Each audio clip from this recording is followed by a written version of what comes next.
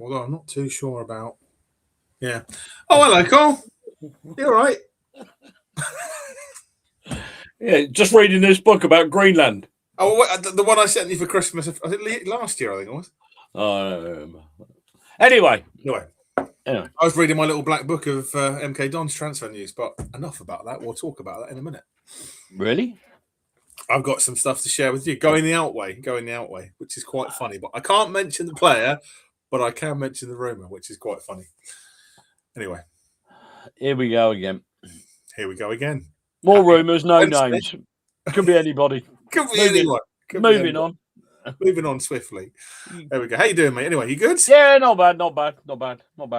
It's a good weekend for both of us. We were together in Accrington with others from our viewership. We were together in electric dreams. Well, yeah, exactly. I would say seventh heaven, but it wasn't. Yeah. It was second heaven, 2-0. So yeah.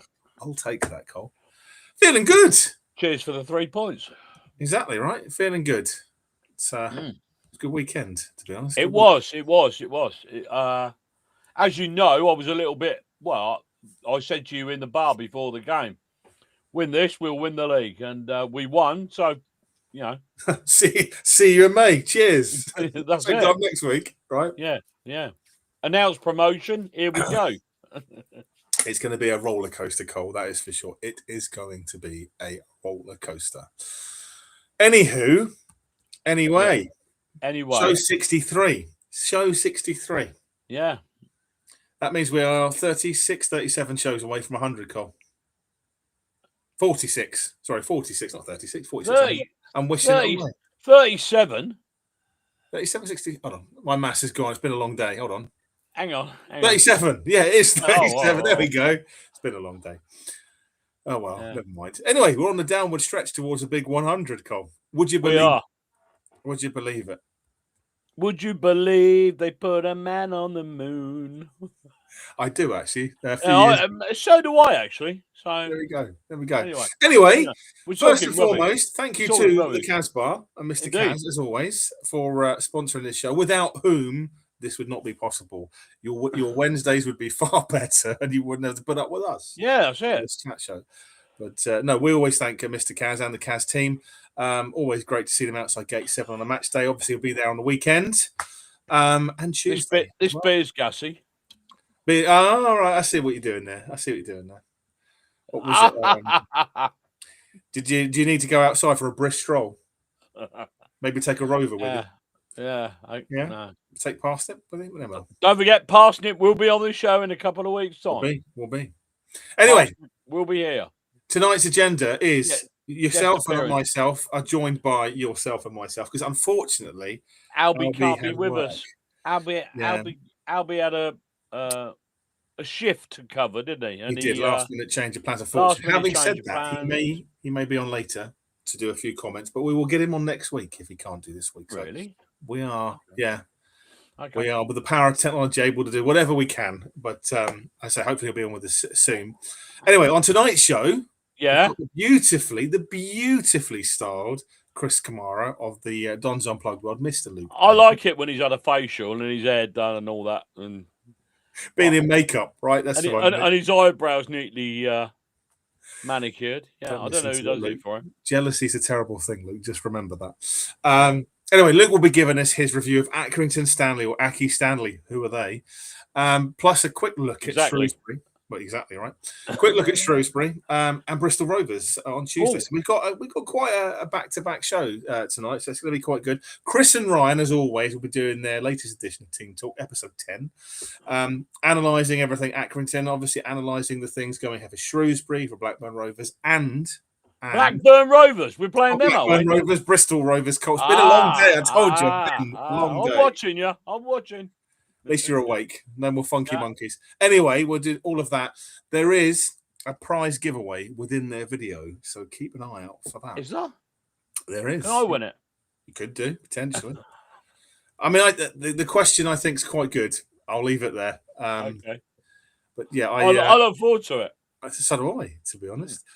Injury of the week. Obviously, this time it's maybe not just a player. Well, don't give don't say too much. We'll injury of the week. Injury of the week, yeah. Sorry, feeling a bit bit stuffed up. Anyway, Yeah. just swallowing a nut. No, just swallowing. That's disgusting, right? Anyway, viewers sent us ideas about the last away game of the season. We touched on it last week, but we want to hear your views about what you think we should. Yeah, like a theme. I mean, they've had Yeah. people dressing up as Pete Winkleman, pirates, clowns. Exactly. We had the red shirts at Burton. We did have Burton Albion. Didn't work well, but I mean, yeah, but we've had a suggestion given to us by Danny Carroll, but we're not going to float that just yet. We'll talk about that in a minute.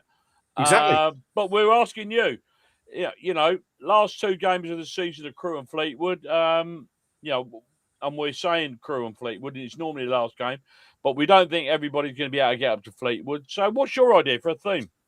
Yeah, absolutely. Absolutely. So we're looking forward to talking all things about that. Danny's is very good, actually. I like Danny's suggestion. Well, yeah, we'll give it away. You know what it is? I do, but we'll give it away a little later.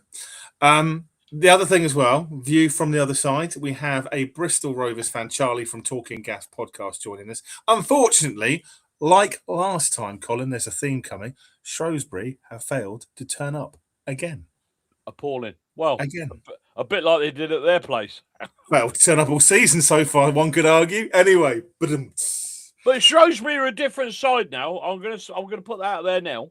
They are a different side now because they've lost Chuck Saniki, sadly. But yeah, well, that's a blessing. Exactly right. But the rumor is he might be going to Wimbledon. You've ruined the transfer news. Oh, stuff it! You've ruined it, Cole. There is a meltdown afoot in southwest London. Yeah, apparently they've got no morals.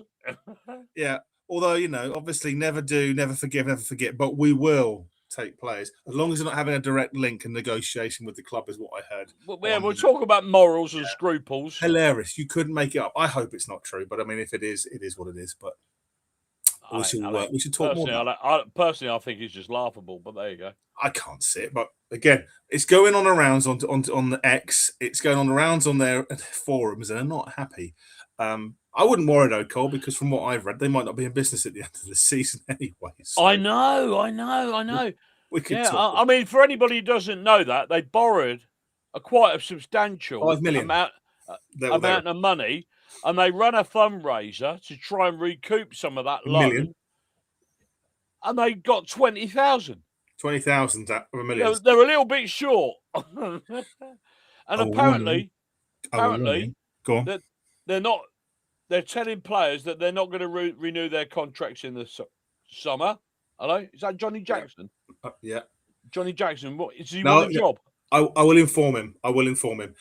Sorry, Pete was on the phone. He won't save them twice. Right. Well, there you are. There you go. Yeah, and apparently Johnny Jackson wants out. I mean, how true that is, I don't know. I don't know, but you have to laugh. You have to laugh. But this show isn't about them. But it's us. It's about us, right? It's about us, not about them. It's about us. Anyway, we'll talk more about transfer gossip and rumours a little later. We're going to have a jingle at some point, Cole, I believe, for the transfer rumours and gossip. Hopefully. I've got a jingle. Well, we'll jingle it. The trouble is, there weren't a lot going on. So we'll jingle your jangle when we've got something to jingle about. Next week is like the end of the transfer window, so we'll play the jingle jangle then, yeah? Jingle jangle, end of the show for the transfer show. There we go. The end of the show, jingle show, whatever. That's the one. Anyway, moving on to some of the good evenings, and then we will get into. Hang on a minute, you missed something on the agenda again. I have. Go on. Again. We're going to be looking at the new signings, aren't we? We are. That's the transfer news. Right. Okay. We've got the Colonel Sanders. Yeah. Yeah. Yeah. We've got Admiral Nelson. We just need an Air Vice Marshal now. Well, Callum Marshall sadly went to Germany. So we could have had Air Vice Marshal, Colonel Sanders, and Admiral Nelson. I mean, come on. So if anybody could think of anybody, a titled player like, you know, Admiral Nelson, who's going around on the transfer market, who could be potentially moving. Yeah, come on, we need to know. We need suggestions. Either we've got Nelson or Colonel.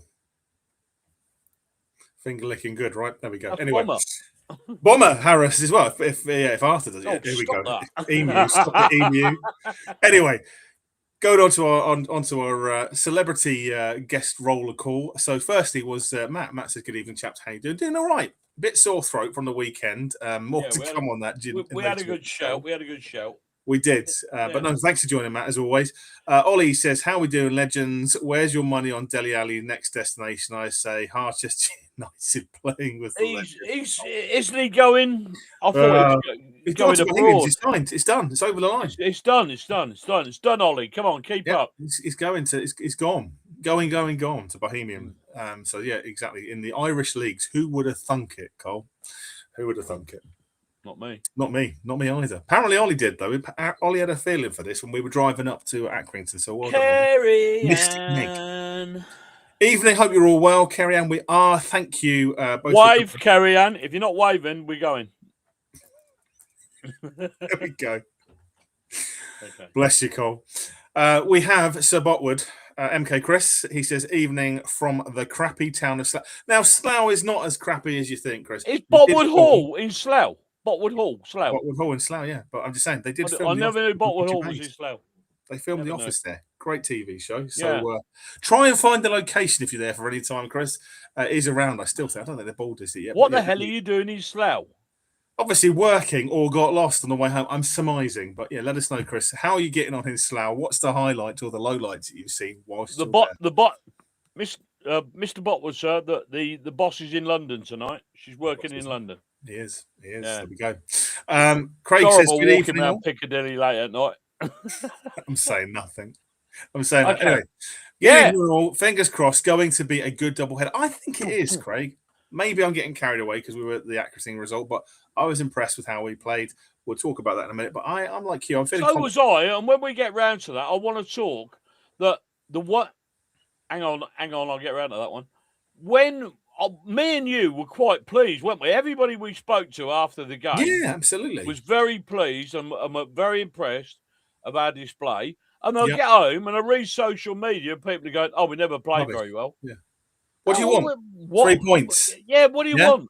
What do you want? You know, if you don't like the football, maybe go and watch Barcelona or Real Madrid on TV or some other ridiculously stupid, overpriced, overpaid private honours.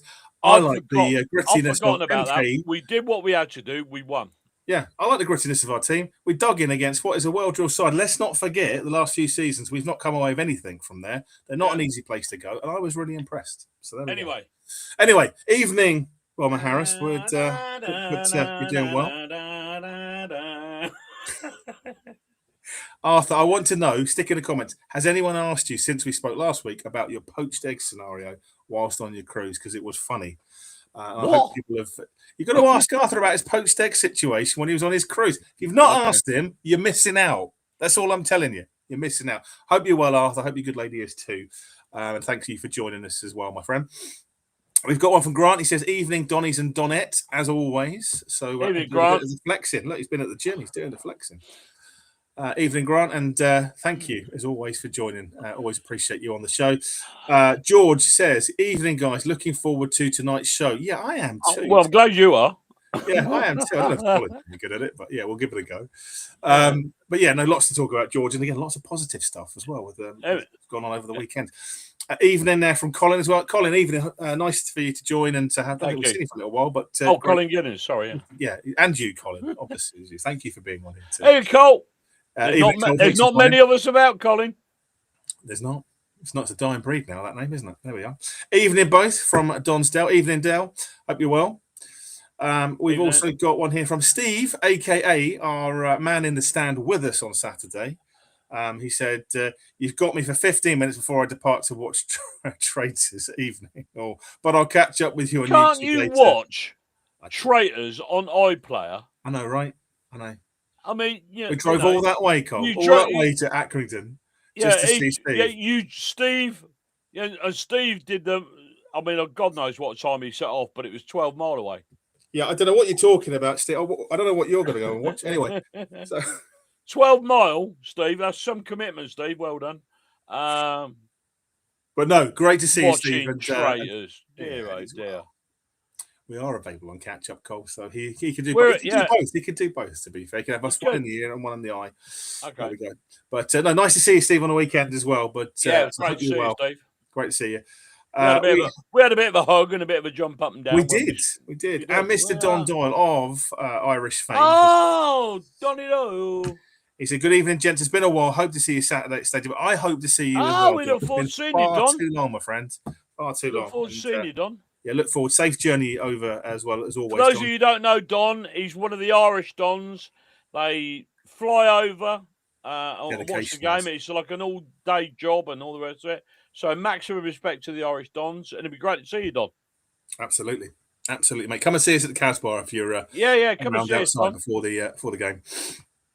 And we have one here from Harry as well. He said, "Evening, legend. Evening, Harry as well, who is also a legend, for watching us and putting up with us." Hi, Harry. Good to see you, mate. Thanks for joining. We also have from Don. Get my teeth in. Don's Dell. It says, "Evening all. Evening again, Dell." We have Steve. He said, "Okay, I'll give you a shout out on the Saturday breakfast show from 8 a.m. playing a Don's related tune." Now, I want to know, Steve. Was it Dance with the Devil? It may well Cozy Pal.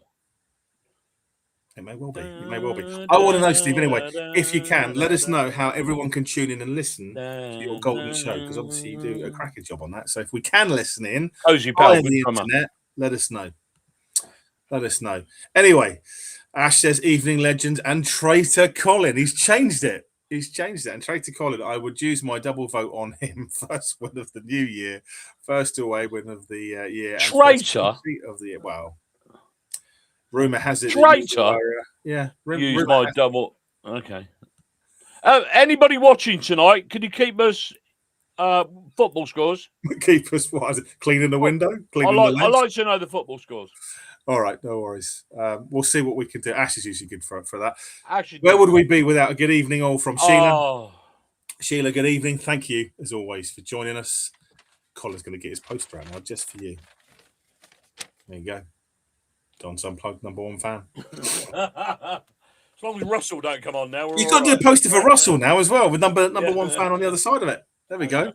Anyway, Kane says good evening. Evening, Kane. Hope you're well. Sheila did say... Is Kane the one we saw in the shop? Yeah, I think so, from memory. Bubble hats. Well, that's Sheila, that's a novelty, Sheila. A bubble hat. I think it's a good idea. Personally, Sheila, that was my go-to as well, and I think it'd be good. Although... that was the suggestion. Depends on what it is, to be fair. Bubble hats last game. If it's 40 degrees, maybe not. But go on. Well, we're open to suggestions, aren't we? We are. But all comers, all takers, Cole. All comers, all takers. There's no truth in the rumour that we're on commission for the bubble hat sold in the shop. There's definitely no truth in that rumour. If there is, there's definitely not a rumour that's related to my good self, Cole. So there we go. Anyway, Ash says, Colin, do you know news regarding lifts in the stadium that are going to be in use for the rest of the season, with lifts at gate 7 out of use? Now gate 6A. I know they're knackered, but no, I haven't heard nothing. No, I've not heard anything on that one. Actually, if you know anything, let us know. No. But obviously, it's something we'll ask. Anybody knows anything about the lifts in the stadium, let us know. Yeah, we'll ask the club on that one, absolutely sure. But I've heard nothing on that rumour, Ash. So thanks for letting us know. Harry says the author John Green, who funds them, is a big troll on Twitter. Annoying twatter he is. Related to the Wombles of a common somewhere in South London, I would presume. Anyway. Okay. Evening all from Matt. Matt, thank you for joining. Harry asks, anyone else heard about the goalkeeper room? Yes, we have. Yeah, we'll talk a bit more about that in a bit. Because I've heard some bits in between, again, naming no names, but we'll come on. Oh, here we go. From Secret Squirrel. Yeah, from sources within inside the club, there is strategy going on about plugging a hole like whack-a-mole, because there are two things that could be going on within the stadium. We will come on to that, Cole. But it's a good question, Harry. And definitely want to talk a bit more about that. Evening all, stop stealing my joke, says Russ. I know, Russ, you can't get the staff these days. I'm very sorry. Sorry, Russ. And hopefully, Russ, he gets you a poster so it's double-sided next time he puts it up for Sheila as well. So we've got Russ on the other side. There we go. Get your crayons out, Cole. You've got a week. Anyway, Ash says, could be Sergeant from Norwich. Good shout. I like it. What would we call him? Sergeant? I don't know. You could do. or sergeant or major, sergeant, major. There we go. Glenn says hi, lads. Hi, Glenn. Call him the major. Call him the major. Glenn, hope you're well. I hope you're doing well health-wise as well. I know you've been going through it, mate. So, yeah, hope you're feeling a little bit all more, the best, Glenn. Together, mate. Absolutely. But, yeah, thanks for joining as always. Ash said, could buy. That's twice he said that. I know. There's an echo in here. I know, right? It's crazy, I'm right? waving back, Carrie-Anne. He's waving.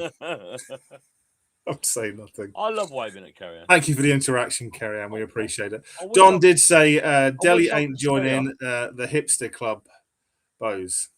Yeah, Bohemians. Apparently not. No, I saw a poster with him holding the T-shirt up and said it was signed. So forgive me, Don, if that's not the case, but that's what it said on the news this afternoon. So unless someone's been doing some fake news doing the rounds, that's what I'd say. Listen, many years ago, Paul Ince held a Man United shirt up when he was still playing at West Ham.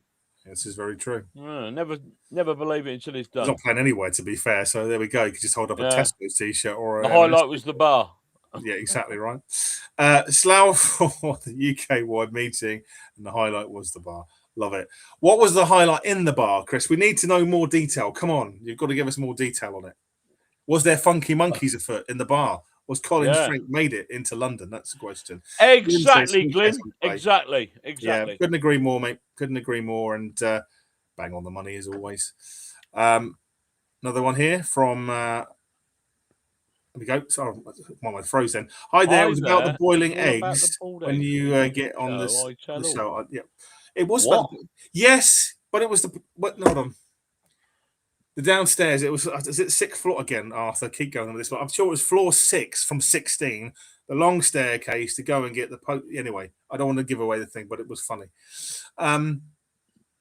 It's a good story. Ask him about it when you see him, Cole. Cheers, Ryan. Have a great show. We'll catch up after work. Thanks, and again, Ryan. Thank you to you and Chris as always for the team talk. Look forward to playing that a little later tonight. We've got the main man. He says, sorry to be absent, guys. On way home, tuning in up the beautiful franchise from Albie. Oh, good old Albie. I hope we get you on soon, Albie, but keep on the... Big up, Luca. Big up from Luca. And also... Luca, I heard something that you were packing up vlogging, but... He's not. He's not. Yeah, but who would put that? I don't know. Someone put it on the thing. I think it's they got confused, but it's absolutely I don't know why anybody put that. Luca's carrying on. And we would be poorer for it. That said, Cole, a niche in the market. That said, Cole, Luca has asked me today, and I haven't had a chance to reply just yet, but would like to come on the show with us at some point. So again, Luca, we'll get you on the show at some point. As long as he don't sit there like that. As long as he does do that when he comes on. Got to be done, right? Okay. But nice to see Luca at Accrington as well, by the way. And again, great, as always. All good. So, Harry said, only things that's King list. Hey! I like that, Harry. Quality, Harry. Positive attitude on a Wednesday night. We like that. We like that, Harry. Yeah, and to say, Albie said the same. I think it's the same here. He said, could be Chuck Zaniki. He's going to a Don's back. Yeah, we've heard that. Oh, he's going to, both of you have ruined the transfer news now. Outright, I'm joking. Yeah, Albie, I can't see it happening, mate. I mean, if it does, it does, but I'd be amazed to see that, to be honest. The best bit is the meltdown that is going on around on social media is just making me laugh. It's hilarious. For those of you who want to see the meltdown, it's on the Wimbledon Underground Press. It is, and it's also across Twitter on a number of their forums as well. Hold on, Luca. Yeah, interesting, right? Interesting. Even folks, have I missed anything? Okie dokie. Yeah, there's quite a bit going on. So more to come. We're still going through the welcomes. Yeah. It's fake news, Colin. It's fake news. Fake news. Fake news. From Don. Yeah. From Don about using the Donny accent. But there we go. 1-0 Newcastle. Cheers, Colin. I think it was Arsenal won yesterday as well, didn't they? Versus PSV. Yeah. Impressive. Hey, I'll tell you what I did notice last night. It was the FA. Why were Salford and Swindon playing in the FA Cup last night? Yeah, I couldn't work that out. Who knows? But Salford knocked Swindon out, didn't they? 3-2. That was interesting. I think it was. Yeah, it was interesting, Cole. But again, why yesterday seems strange to me. The same as you. But anyway. Luke is just pinging a few things here. He just said, "No, I've quit. No, I quit live shows of vlogs are staying put." So he's not doing the live shows. He's still doing the vlogs. So there we go. If anyone's confused, That is why. And then somebody said, how are we going to find out anything about the Dons? Here. That's the thing, right? Live shows. Yeah. Every week.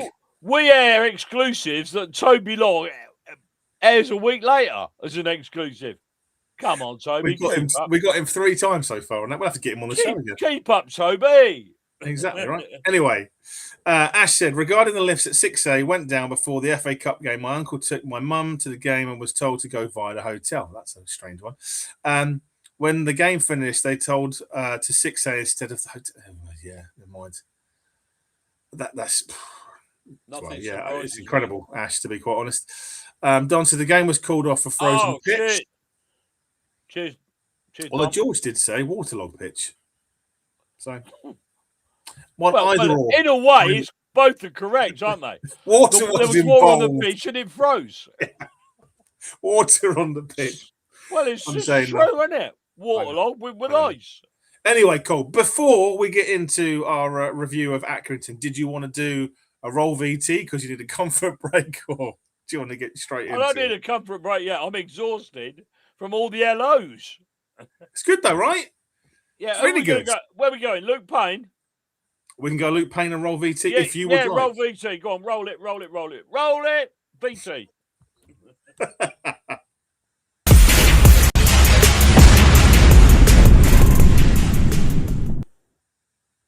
Right, we've got another game to cover, and this time it is Accrington away. Obviously, we won this one 2-0. I wasn't at this game though, so I'll be going off of the research I've done, watching the highlights and the post-matches, all of that sort of thing.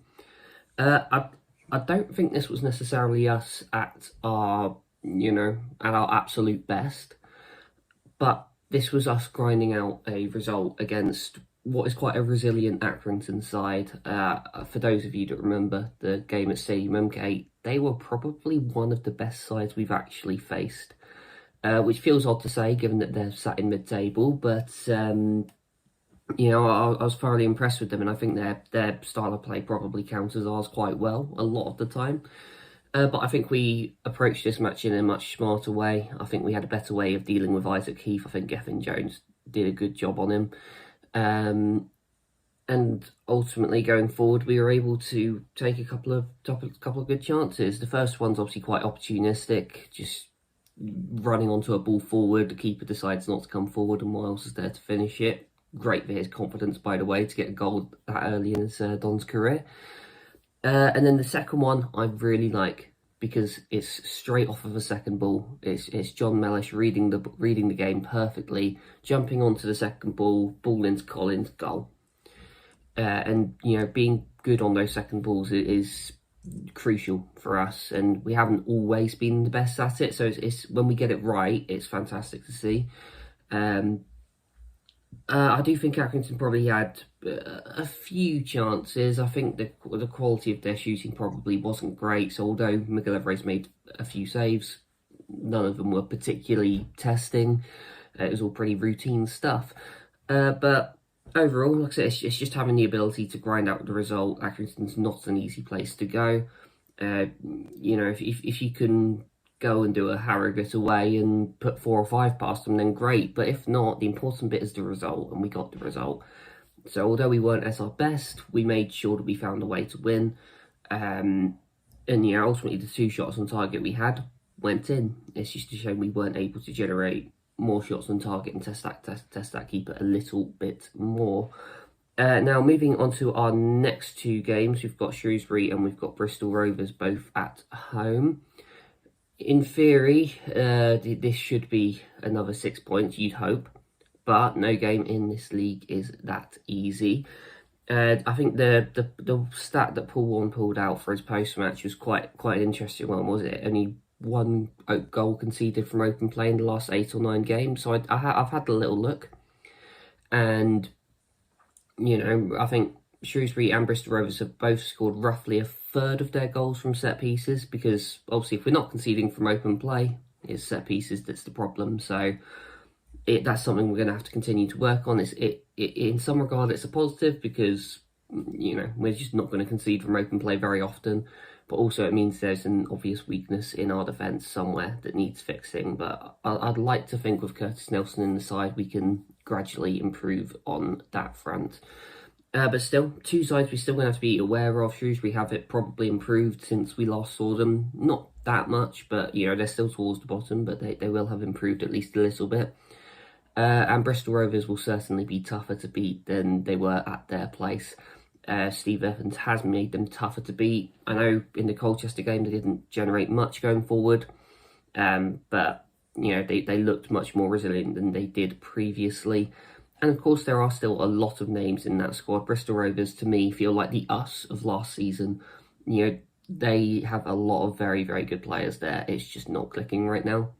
And the other positive of that particular game is we can immediately disrupt their midfield by saying, right, Kane Thompson-Somers, you can't play against your parent club. So we'll have to wait and see how those goes. Hopefully it can be another 6 points, but we'll have to wait and see. If we can, maybe that will be us up to second, but we'll just have to see how it goes. Come on, you done.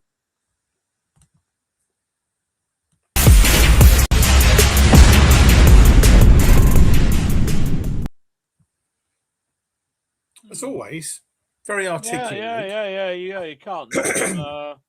Like we said a little while ago, I think if you were there, you had a different perception of the game. Would you agree?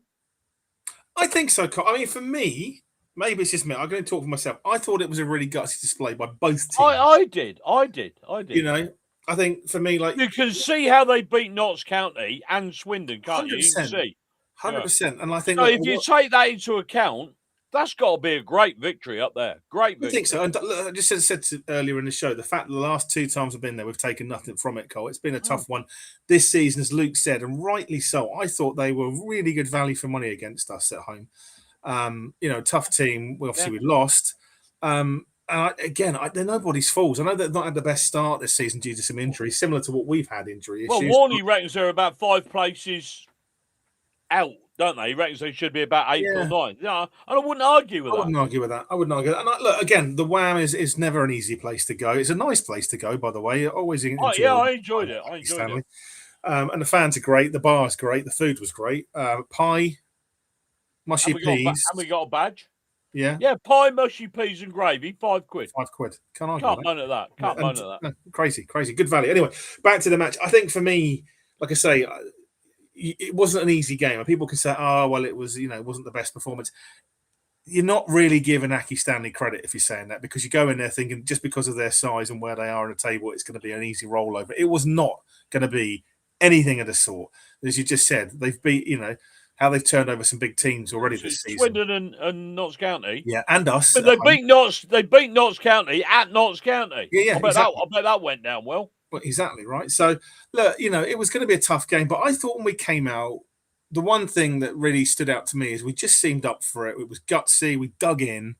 And I felt, we held our own against a side that I thought was going to be a really tough afternoon, mate, to be honest. I thought, the introduction of Nelson for me, first brilliant. First few days through the door, I think he had a day as training. You would have think he's been there for months. Hadn't played for a year. Played for a year. Exactly. And he looked like he'd been there since he was 12 or something. Exactly. It was unbelievable. I thought he was exceptional. I hope he gives a masterclass on Saturday to show Bonds fans what he's all about. Absolutely. But I thought he was fantastic, Cole. The way not just that, the fact, like you say, he had a couple of days training before he was on for the game. He was barking orders. It was unbelievable. He was dictating. He took the ball well. He was playing the ball well. What a signing! And I mean, if that's what the best is yet. I've got to say, I think I turned to you, and with about 10 minutes to go, I said to you, I'm normally a bloody mess in the last 10 minutes of a game, especially if it's tight. But I didn't feel pressured at all because I thought it was going over. Nelson, Sanders, see you later. I mean, they went long, didn't they? They did. Put about 5 or 6 up front, started going long, and it was just playing into our hands. Thank you very much. Thank you very much. Thank you very much. It was absolutely. No, but I mean, particularly poor strategy from them, I felt. I thought the first half, look, I think we caught them a little bit because, the first goal from Wiles, which I thought he took really well, by the way. He got probably against balance and play. Yeah. Got past his man well, took his shot well, again, another player that's new in the door, I think, is really starting to show things. I had people turn round to me in the stand next to you, even comment to say, for a Will Collar replacement, he's done better already. I mean, again, no disrespect to Collar, because Collar is a good player, but you could see the uplift in quality straight away. So I thought he did really, really well. Obviously, and amazingly, for 3 January transfer signings, I think they're all an upgrade already, don't you? Yeah, Mateta as well. Yeah, Mateta came on in the second half, but yeah, no, I agree. Well, agree. Yeah, I mean, he closed down, closed midfield down. And it's a rumours to be believed, which will come on to more to come. But I just thought the first half, I thought they matched us really well, but there was just a few mistakes that gave us the upper hand. So I think, the Wiles goal was one. The goalkeeper, being a goalkeeper.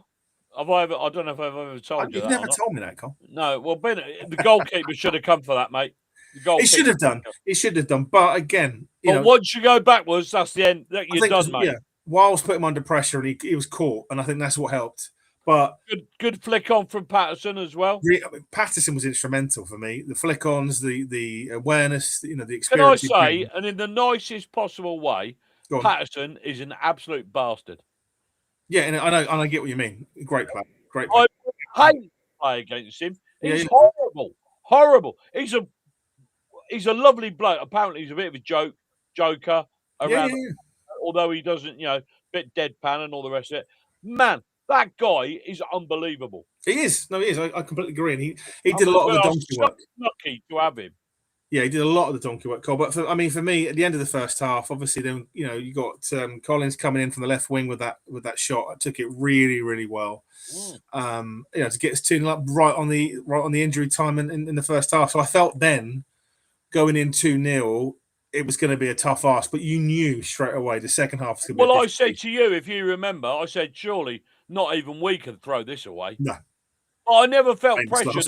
I mean, I'm normally going, 4 minutes to go, 3 minutes 50 to go, 3 minutes 40. I'm like that. But I never felt pressured at all. I thought we were comfortable. Yeah, I did. But I felt like some people have not given that team enough credit for what they did on Saturday. No. Sorry. No, I agree. Sorry, Ash says 3 in, 3 out so far in the window. Any more in the future? Yes, there is, and we'll talk about that in a bit, Ash. I think for me, the second half, though, Cole, you knew it was going to be tough because they were 2-0 down, so they threw caution to the wind when they came out. And I have to say, credit where credit's due. And I forget the name of the tall lad down the wing for Aki. You and I both said he was a cut above. Brilliant player. Was it Ward? Ward, yeah. Ward, I mean, if you remember that if we were talking to the Accrington, we were talking to Tony from Accrington last week, and he said that he thought there was a few clubs in for him, and you can see why.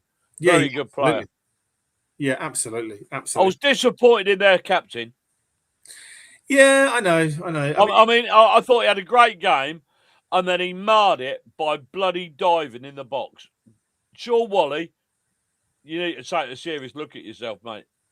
I thought you were better than that. I mean, it was ridiculous. I mean, all that tells you, Cole, is they had to sink to dirty taps. Sink that low, yeah. Their skipper. But look, I'll go back to the second half. I thought they stepped up. They were really on the front foot. They made it hard for us. And again, you could see the way that we. I mean, they had about 60-odd% possession, didn't they? They did. But it didn't feel like that, did it? No, it didn't. But I felt, as I say, the combination of Nelson and Sanders, who, let's not forget, first time they've actually played together on a competitive match. Not like they've been playing together for years. Exactly. And I have to say, look, a special mention to Marv, because, again, Marv's done a relatively great job this season. So it's tough on him. There will be opportunity, of course. Yeah, of course there will. What a selection headache now for Warney to have in that middle two. I'd love to be picking that side. It's incredible. It kept me awake at night, but I'd love to be picking. Yeah, same. So I thought second half it was tough. The only critique I've got. How Hogan's going to get in again, I don't know.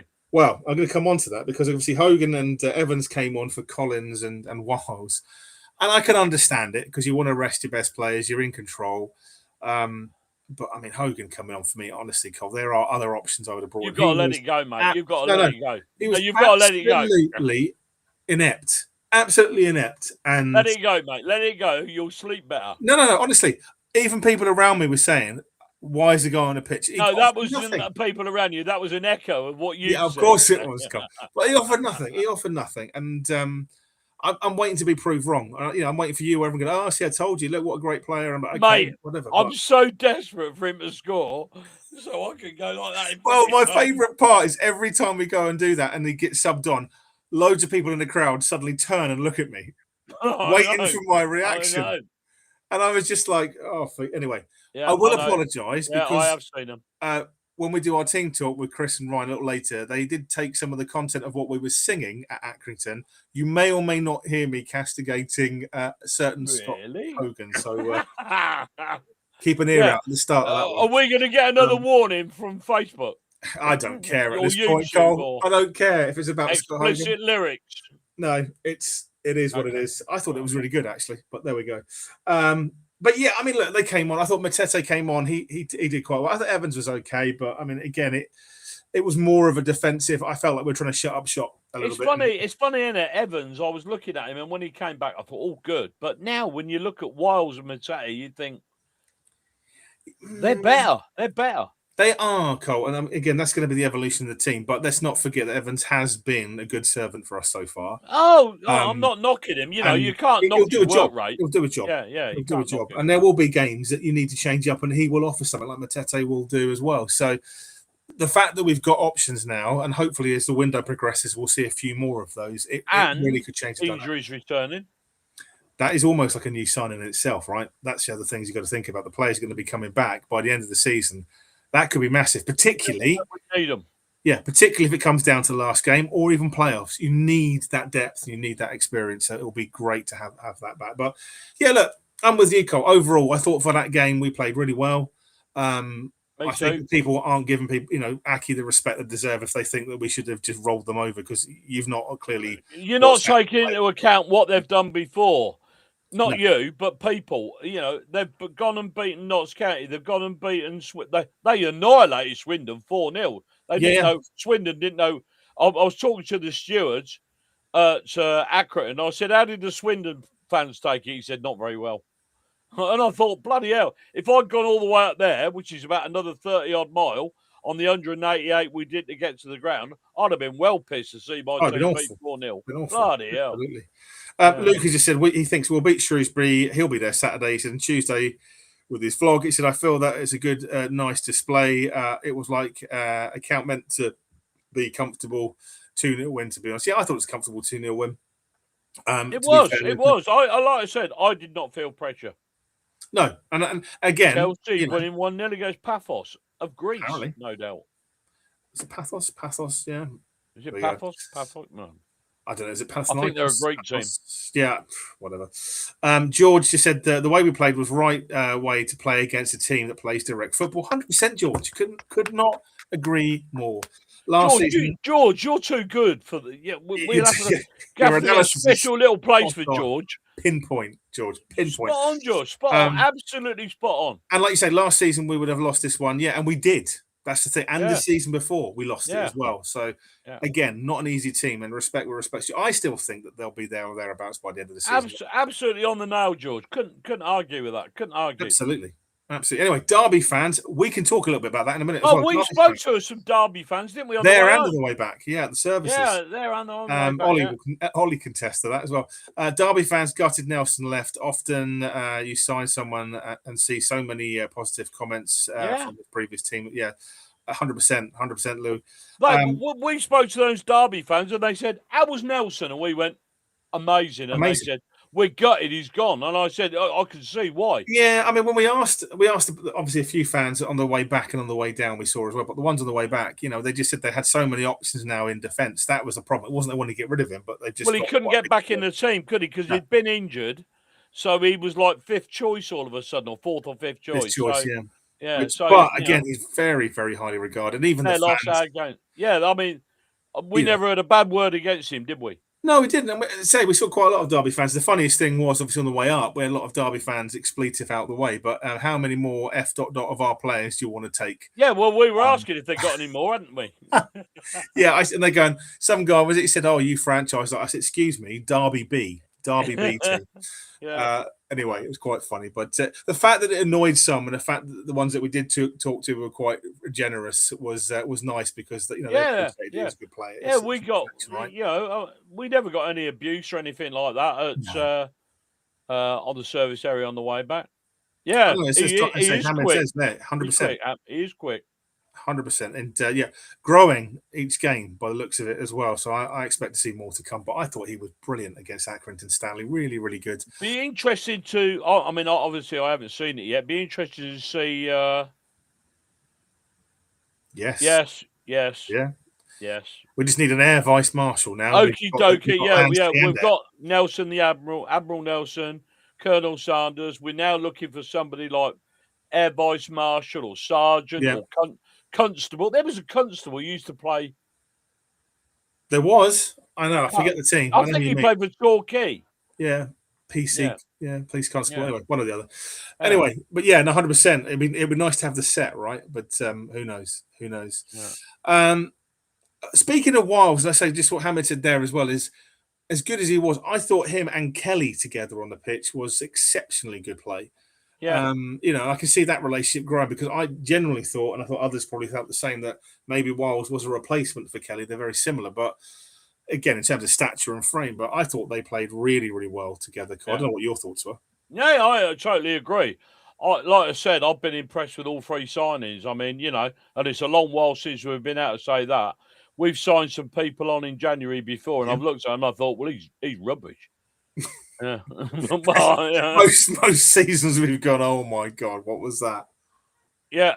Well, I wouldn't argue with that. I wouldn't argue with that, Harry. I mean, I absolutely love Patterson. I absolutely love him. I look at him and I keep saying to Darren, you'd hate to play against that well, I call him. I think anyone would be. He offers something different. And he's a big. I went down the front as they were warming up, and he ran past me, and I thought, bloody hell, he's a big bloke, isn't he? Huge, yeah. But again, again, as you're saying there, Harry, I think for me, Pato, and it's not always because he's scoring the goals, but it's the work he does. It's the intelligence. His work rate's phenomenal. Yeah, and he's got. I mean, Louis was slightly different, obviously in defence and stuff, but he's got that brain like Louis. He can see passes ahead. He could, he's second guessing and things like that. The crosses, the assists. The things I like when the balls come into him in the air, and he just gives the defender a little nudge. Yeah, I mean, so subtle. But me and Darren are laughing our heads off because what he's doing. Oh, yeah, absolutely. And he knows how to play the game. He knows how to play the game. But no, I'm with you 100% on that, Harry. I think he's just saying. Old school. Yeah. And the Colonel with Nelson, hopefully the fans will see it for the home game. He couldn't make it to Aki. But, I mean, if he plays like he did against Aki, you will really see, my goodness, we've got a great one there. Yeah. Like you, Cole, I've never felt so calm at the end of a game, even though it was still backwards and forwards, but I just thought, hold on, there's an understanding there, and it just seems solid. Yeah, there was no way through, was there? No. Captain P. Yeah, I like that. It's very good. Yeah. Very good stuff. You have to be at a certain... Mrs. Oh, dear. Are we still on there, or have we been We're still on there, Harry. But I remember, Mrs. Slocum, and are you being served? Yeah, are you being served? Yeah. Are you being served? Available to watch on channel 110 Gold. There you go. Definitely be on there. Anyway, Lucas said Accrington for me have similar problems when it comes to injuries. I thought Nelson. A lot of teams have. I mean, I say this every week. I do a little bit of analysis of clubs. And I send it to Aidan. One of the benefits of being retired, I can sit here for hours on end. And the number of teams that are really struggling, and I think we ought to look at that, and probably not this week, but another week. And say, next week why are so many teams picking up so many injuries? I don't get it. It's odd, right? It's odd. It really is odd, Cole. I don't get it. Yeah, you speak to fans and they go, oh, crikey, we got so many injuries. Yeah. Oh, crikey, we got so many injuries, It's odd. But, I mean, let's face it, you look at the types of Bromley, Swindon and that, they're going to have some more injuries before the end of the season. Bromley are one of the teams, strangely, that aren't getting many... At the moment. Aren't getting many injuries. is their time to come? What's going to happen if Michael Cheek gets injured? Well, this is the thing, right? It's like, again, they're going to the run, and the more they keep playing, the I suppose the opportunity for it happening increases, Cole. But at the same time, let's not forget the January window. I'm surprised that no one's gone in for anyone there yet, because given where they are in the table, they've already stated they are a selling club. So if someone comes with a decent offer for a couple of those players, you can see they could potentially really struggle. Again, look what happened to Walsall when they had a few loans recalled last season, even this season. So it can affect it. So we'll see. Indeed, but indeed. Again, credit where credit's due. I think they've been exceptional this season so far. Sheila said, must admit to hating. It's a bloody nightmare, Sheila. It's a nightmare. Because Very true. Because how many times have we lost points? I mean, I'd like to see how many points we've lost from a winning position, even this season. Too many to remember, Cole. That would be an interesting stat. It would be. No, it would be. But this is the thing, Sheila. We all know, right? Every time you say, oh, my goodness. Like Chesterfield was a great example, right? 2-0 up and cruising. Who'd have thought it? Yeah. And yet, that's the curse. Who'd have thunk it, isn't it? That's what they say these days. Who'd have thunk it? But yeah, I didn't feel that, and it was weird feeling not to feel that. And again, Nelson and Sanders, if that understanding is going to get better, then watch out League Two. That's all I can say. I remember talking to the stewards at half time when we were winning 2-0, and this steward said to me, well, you must be confident now. I said, let's just wait for the last 10 minutes, shall we? Yeah, exactly. Waller's I'm trying to think. Waller was recalled. Yeah. I could be wrong, Craig, but I have heard rumor, whether it happens or not, he is due to go out on loan again, potentially to somewhere in League Two or National League, is what I've heard. But we shall see. But again, replaced Thompson, possibly. I guess it all depends on what happens in the transfer window. Left wing back is one that they're looking at. While we've got Thompson on the screen there, to me, if we can't find a club for him, we've got to deregister him. I'm sorry, it's brutal, I know, but even if he comes back, can you see him getting in the team? Nelson, no, I mean, like I say, better. I think I think see him getting back in. No, I can't. I think so. Waller's probably being recalled for Tomlinson if there is nothing coming in. Waller. Thompson. Yeah, I mean, again, look, this last season again when he was playing before he got injured, I thought he was really good. He was good. Yeah, but you have to say that what we've got now is an upgrade. Of course. And again, it's going to be hard. So you can't see him getting in the team, even if he comes back. You can't see it. No, it's going to be hard. But I think, look, he's of an age where he's towards the end of his career time. If he doesn't go to another club, I'd like to see him on the coaching staff. I think he's a really smart guy. You listen to him, I think he could really add a lot to that changing room personally. But again, like I say, it's wholly down to the player, isn't it? And obviously the club if they want to move people in and out. I'm presuming our guest has not arrived. Not yet. I shall let you know if it does. Obviously, he's been caught up, Cole. But really, yeah. I mean, it's like Maguire again. Maguire's another one that's going to struggle. In last season. Have you noticed some of these guests are not coming on lately? I wonder why. They're scared, Cole. No, I think, as I say, I know he was busy with his own podcast, so maybe he's been caught up. We shall wait and see. Liverpool 1-0, apparently, from Glenn. Thank you, Glenn. I don't know who they're playing, by the way, Glenn. So if you let us know, that'd be great. Waller's gone on loan to Wealdstone. Yes, he has. Actually, yes. Yeah. Oh, so okay. That'll be so that bangs that theory. He's not covering Thompson. He's gone back out on loan, which is good for him. I think so. I mean, again, like I said, there was League Two and National League, as we said. There's obviously a demand. Yeah, thanks for that, George, by the way. Yeah, cheers, George. There's obviously a demand for people like him. Yeah, well, there will be. And again, look, they need to develop. He's in for the year. He's in for the year. So can he get recalled? But saying that, yes, he could. People do get recalled. Yeah. Yes, he could. In theory, Louis could get recalled. Having said that, the chances of it, I'd be surprised because I think I could be wrong, but I thought it was a season-long loan and there was no option of a recall. But that doesn't mean they couldn't if they wanted to pull it. And there might be a financial penalty involved, but they could do. It's ultimately their player, isn't it? If they want to recall him, they'll recall him. There you go. Hey guys, again from Lucas. Good stuff, my friend. Don says, have to agree with Aiden. Hogan is dirt. Lecco lost. Yeah, you're right. Never say you don't love the Irish. Mate, you're right. Irish always know what they're talking about. As That's all I'm going to say. Did I ever tell you that my family from my mother's side came from Clones County? Is it Clones near the Northern Irish border? Well, in about 1740, my family moved from Ireland, so I've got a bit of Irish blood in me somewhere.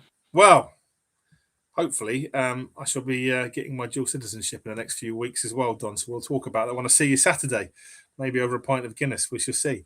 Okie dokie. So on this day last year, Walsall were 12 points. Yes, they were clear at the top of League Two, and Bradford was 17 points behind them in 8th place. Food for thought. 100%. Look, the league's not done till it's done, right? Until you're home and dry, it's mathematically impossible. How many There's always games a are chance. 20? There must be a there or thereabouts. And as you say, look, I mean, the key thing on that point is that there's going to be a team. We all know every season that will come out of nowhere. 20 games we've got left. 20 games. Yeah, 100%. I think, I don't know, Cole, I've got my ideas, but who do you think is a dark horse? If there's a team that's coming out of nowhere this season, who do you think it's going to be, just out of interest? Oh, now you've asked me a question. Do you know, I really don't know. I really don't know. I really don't know. I would have said Accrington. Yeah, I'll still say it. I still think Accrington could move up the table. I think they can. I mean, just because we've beat them, I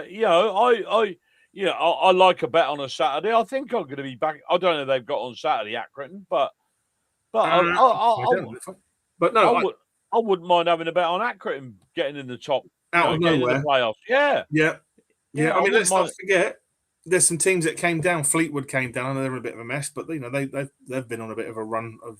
Listen, the January transfer window can change everything.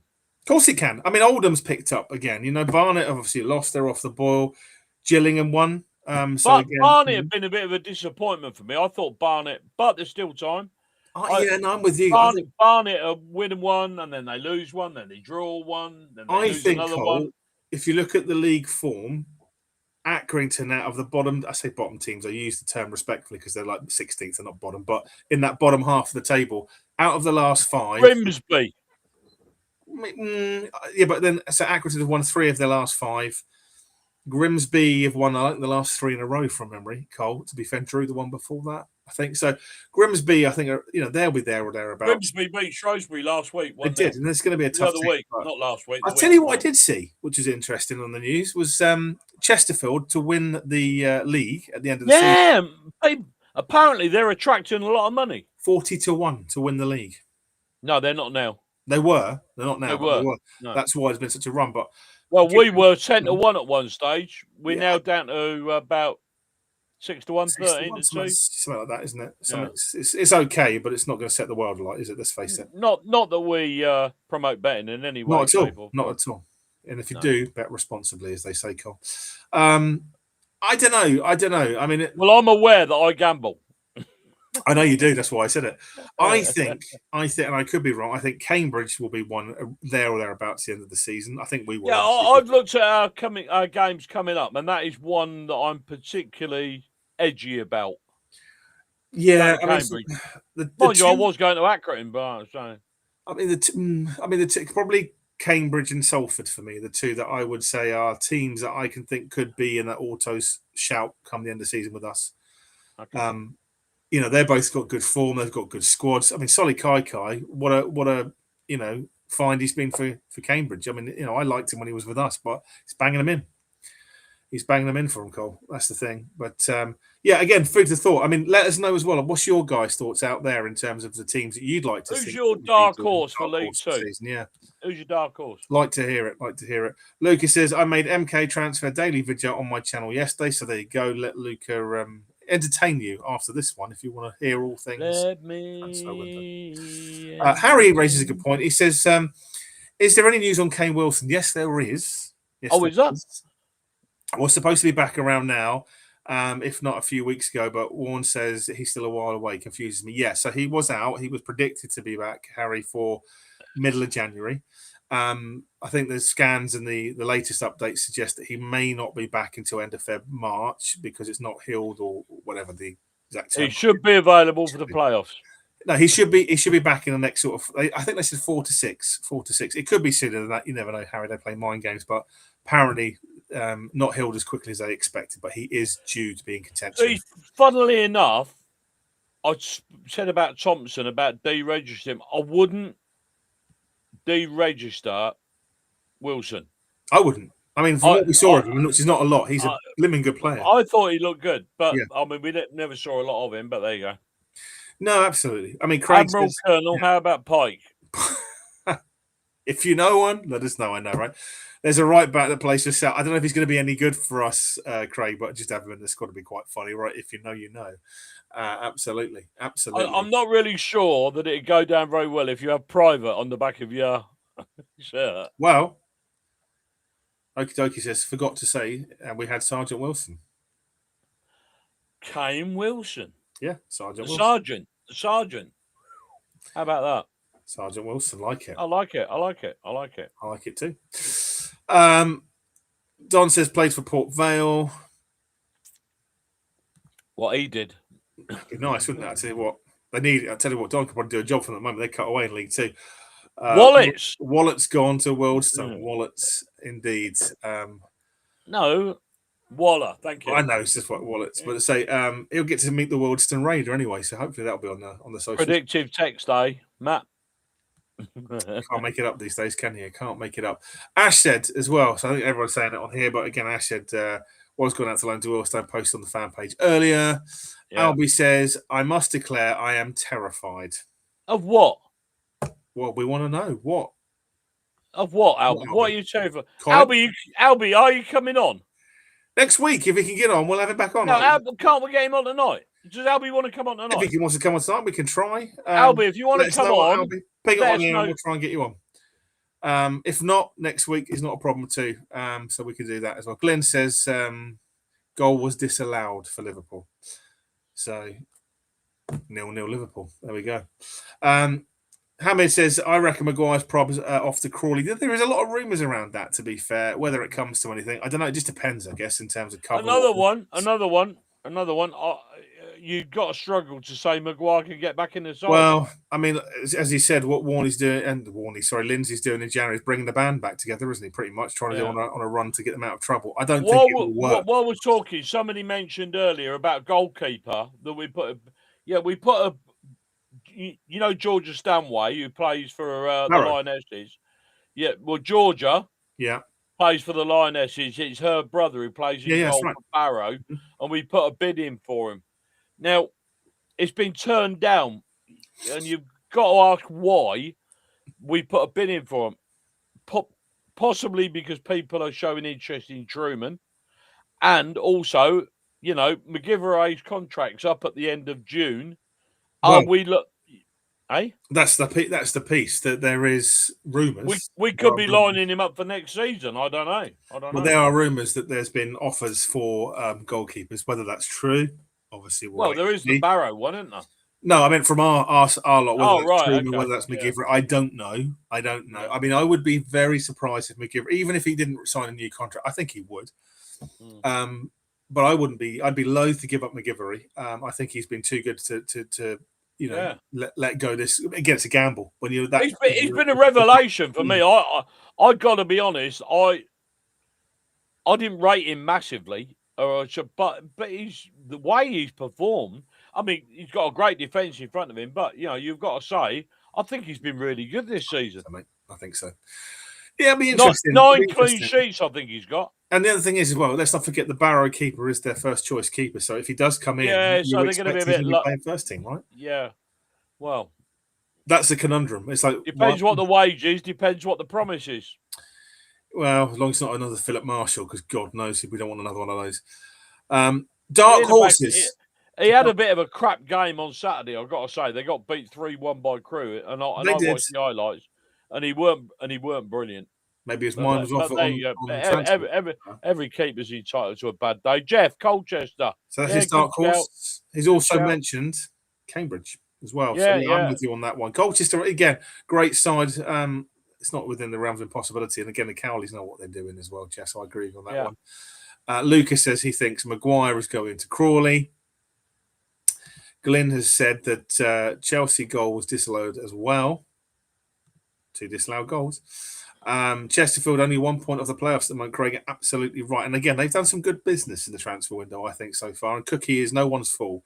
And again, I think they'll be there or thereabouts. Whether this is their season, I don't know. I think there'll be playoffs as minimum, to be honest, with Chesterfield. I just hope we don't end up getting drawn against them if it gets to the playoffs, because it would not be fun. I wanted to ask, what rumours of Barrow keeper is that more of Truman? Again, we don't know the full ins and outs, but from what you hear on interest in Truman, we know that we've heard that there's interest in Truman. McGivery, it's an interesting one because we haven't heard of interest from McGivery, have we? We haven't heard that. We haven't heard anything, but again, we don't know what's going on behind the scenes, whether that's contracts, who knows? Who knows? But I mean, again, reinforcing is a good thing in all departments. If there's an opportunity to get someone better in, you're going to take it. Ultimately. Yeah. And he's a young lad as well, so he's still got time on his side to learn his trade as a keeper coming in from Barrow. Liverpool scored now, Glenn says, so hopefully that one isn't disallowed for them. Who knows? Terrified to come on, you silly. He'll be all right, Albie. He will be. Our Bristol Rovers guest has just joined us in the green room, so we will jump into that shortly, which ties in quite nicely with our view of the pre-match build-up for the games over the weekend and next Tuesday. Look forward to it. I'm busy washing my hair, let's say, for next week. Look forward. If anybody knows Albie, that isn't true. He is clearly using the same as me, although wash and go literally was taken too literally, Albie. Yeah, clearly, wash and your hair goes. Exactly. Yeah. Colin doesn't have these problems, Albie, like Newcastle you and I. now winning 2-0. Cheers, Glenn. Just finish up the comments here. We've got, I think, the last one or two. So Karen says Stanway was on Love Island a few years ago and was a lovely guy. Go for it, Cole. Karen, I cannot believe you watch Love Island. Who was the Milton Keynes Dons player that was on there? He had a funny name. I can't remember his name. The young lad. Oh, he won it, didn't he? Yeah, somebody tell us. I can't remember his name. It will come back to me in a minute. I completely forgot his name. Yeah, we had an MK Dons player. Somebody put it up. Karen, tell us who it was. We can't remember. Anyway, Craig says, I'm a bit worried getting rid of too many centre-backs, especially considering the injury wave suffered in the back line this season. Yeah, exactly. So, I mean, look, Warney's going to balance that out, but at the moment, you've got, obviously, Maguire. Warney is not going to leave us short. Warney is not going to leave us short. Yeah, so we shall see. We shall see. Saying, God, we trust, all others pay cash is the old slogan, but I also trust in Warney. Who is that Milton Keynes Dons player? I'm trying to think. One Love Island. MK Dons. It will come back to me. He had a really strange name. Not a strange name, but it wasn't a usual name. It'll come back to me in a second. Hurry up, somebody. Finn Tap. Finn. That was it. Finn. I don't know if he won it. Finn Tap. That was him. I couldn't remember his name. Yeah, Karen's got a photograph of him above. Oh, there you go. Everyone's now come up with Finn Tap. Sorry, I was sitting there so busy contract. Chris has said Finn Tap. Harry and Albie, thank you. Finn Tap. Exactly right. I prefer a Chrome Tap personally, but there we are. MK Chris said, I worked with his cousin. That's only how I know. Anyway. Your claim to fame, eh, Chris? Claim to fame, Chris. Or his claim to fame, he worked with you, my friend. He worked with you. Surprised it wasn't Shering. Yeah, exactly. What happens to Shering? Well, he's on loan at Cheltenham. At Cheltenham. Okay. So, again, he could get recalled. Who knows? But I don't know how he's been doing. I've not really kept an eye on it. No, not does it say Siri don't know who that one was? Shameful, Karen. What can I say? She's obviously not an ardent fan. Yeah, thanks, Kerry Ann. There we go. Good stuff. I'm joking. But anyway, look, thank you so much for all the comments. Yeah. I think it's time that we talked all things next the weekend and on and beyond, Cole. So we could talk about Shrewsbury in a little while. We don't want to talk about them. We could talk about more important guests like Bristol Rovers. We don't talk about Shrewsbury. Who are they? Well, that was Accrington Stanley last week, wasn't it? Anyway, there we go. I shall bring Charlie on. Anyway, Charlie, good evening. How are you doing, good sir? Yeah, evening, lads. Yeah, I'm all good, thanks. Yeah, cheers for having me on. No, thanks for joining. All good after the weekend, but that can all change, as we all know. Yeah. So, there we go. So, look, how's things been for you anyway? I'd say, obviously, with Bristol, it's been quite eventful in the news. Obviously, with some ins, some outs, managers, and shaking it all about this season. So, like, again, how are things, do you feel, so far for you, particularly with January, the transfer window? Rumours abound? Anything going on? And how are you getting on with Steve Evans? The slimline Steve Evans. Slimline. Yeah, it's been mad, really. I mean, the whole season overall has been shocking, for us to be sitting. I don't even know where we are. What was it, 21st? I think after the defeat, like it's been. You are 21st. Yeah, it's been terrible. We our loss on the weekend, although Colchester are a good side, that was our 8th home loss in a row, which is insane. But yeah. So what's the feeling on the terraces that you've lost 8 on the trot? I mean, I'd be suicidal. Well, no, I don't want to dramatise it that bad. Yeah. But I mean, I'd be pulling my hair out. I mean, Aidan couldn't. I couldn't. There's none left, right? Yeah. But, that's what it's been like, especially off the back of last season getting relegated. It's been a pretty horrific couple of years, really. But yeah, overall season has been absolutely shocking. But yeah, with Steve Evans, there has been positives. I will still say, with us, we had that win at Shrewsbury on the first day of the new year. That was our first win in 3.5 months in the league. Really? Because we went on at the start of the season.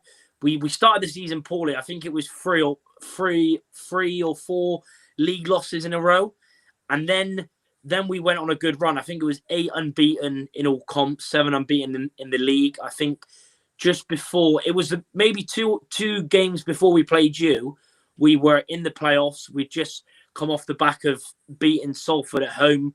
The men was buzzing. Rovers we fans. sort of started your decline, didn't we? Well, yeah. Well, it was just, I think, I'm not sure if we had you first or Tranmere, but we had Walsall. We went to Walsall away after Salford.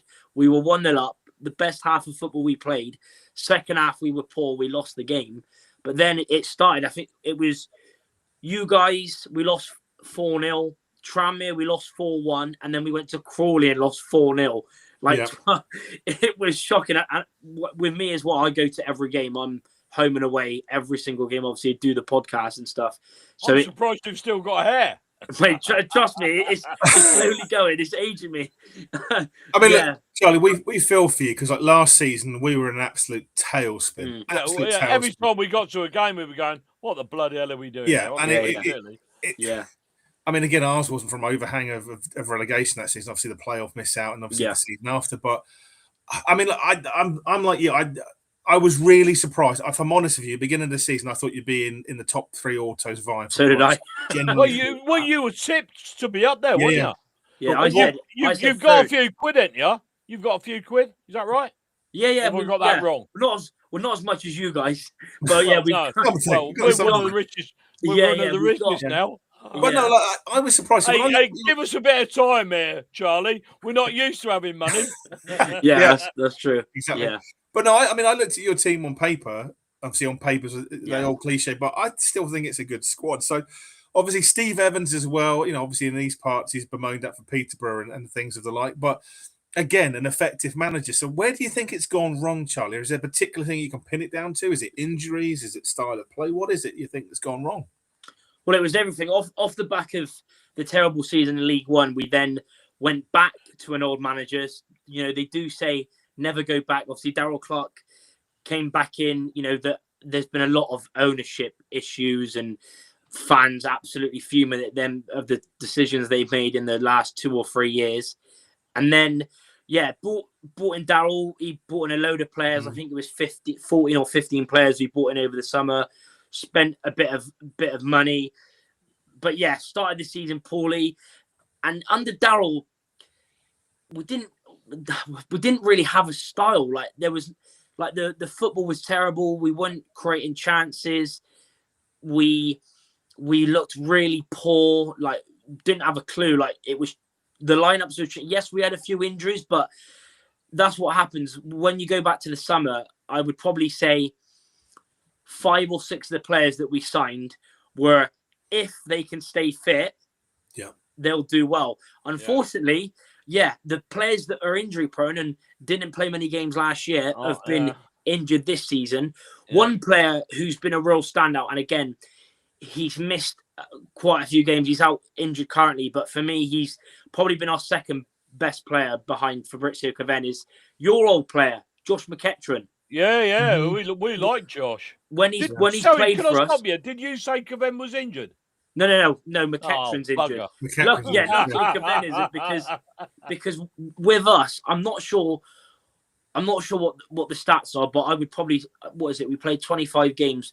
I'd probably say 12 or 13 games this season we haven't scored a goal in.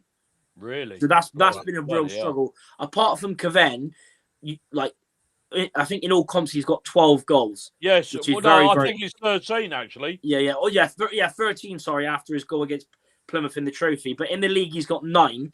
Yeah. But if you go on, I don't know, FootMob or whatever, and you look at our starting 11, it's pretty much him with 9. One player on 2, which is Luke Thomas. He's only got 2 league goals all season. He got them in 1 game. But apart from that, no one else scores for us. Now January. Not even Ellis Harrison. Well, he's got a few, but again, he's only just come back. He's been injured. But he's got 3. He's prone, isn't he? I mean, we had him, and he was in and out. Oh, yeah. He's another one. So, yeah, basically, if you mark Caven out the game, we don't score. And it happened again on the weekend. And I think let me write that down, Charlie. Hang on, I'm going to send it to Paul Warren. Yeah, it's true though. Like it's that easy. Like if I was an opposition manager, I'd be doing exactly the same thing. Don't let Caven, because it's been annoying, because although we've improved under Evans and we've picked up points, because before Evans come in, we were 14 games without a win, 13 defeats and 1 draw. Yeah. And then Evans come in, we got a point on his first game at Crewe. Then we come back to the men. Bad result. Which is good result, especially our away form. Well, even our home form in general has been terrible. But then we played Bromley. We were 2-0 up at half time. We played horrible team. Team. Yeah. We were 2-0 up at half time. Played them off the. We should have been 4 or 5-0 up. Even their manager said it after the game. We should have been 4 or 5-0 up. Absolutely battered them. Didn't take the chances. Shaq Ford gets sent off. We lose the game 3-2. Then Barnet, we don't turn up against. They come to us, easy game. And then we finally got that win against Shrewsbury. Shrewsbury, by the way, worst team I've seen this season by a long. Charlie, I've got to tell you, at the start of the season, me and Aidan were talking live on air, and we were trying. It was early days, but we were trying to assess. And I said to him, "I've watched Shrewsbury 3 times, and they are appalling." Yeah. They are appalling. But I think they've changed a little bit in the last week, 2 weeks. But because they beat Harrogate, didn't they, on their last game? Yeah. But we went there and we beat them 3-0. Probably should have been more. Caven got a hat trick. Yeah. But they were terrible. But then, we go back to the Mem, and don't get me wrong, Colchester probably all round the best team I've seen Not this an easy season. team. Yeah. Like, don't get me wrong, like you guys were really good against us, but I thought we were. Yeah, but it was 1-0 after 83 minutes, wasn't it? Yeah. I mean, we just fell apart. The game was in the balance, wasn't it? And then when it went 2-0, you fell apart, didn't you? In the last couple of minutes. Yeah. Yeah, but for me, like Colchester, I'd probably say they're the best side. But even them, like, don't get me wrong, they were good, but I think Evans. I didn't agree with the lineup. Like he started the player that we signed from you, that Thompson Summers. He started him, and KTS. We went very defensive. He soon had him off, didn't he?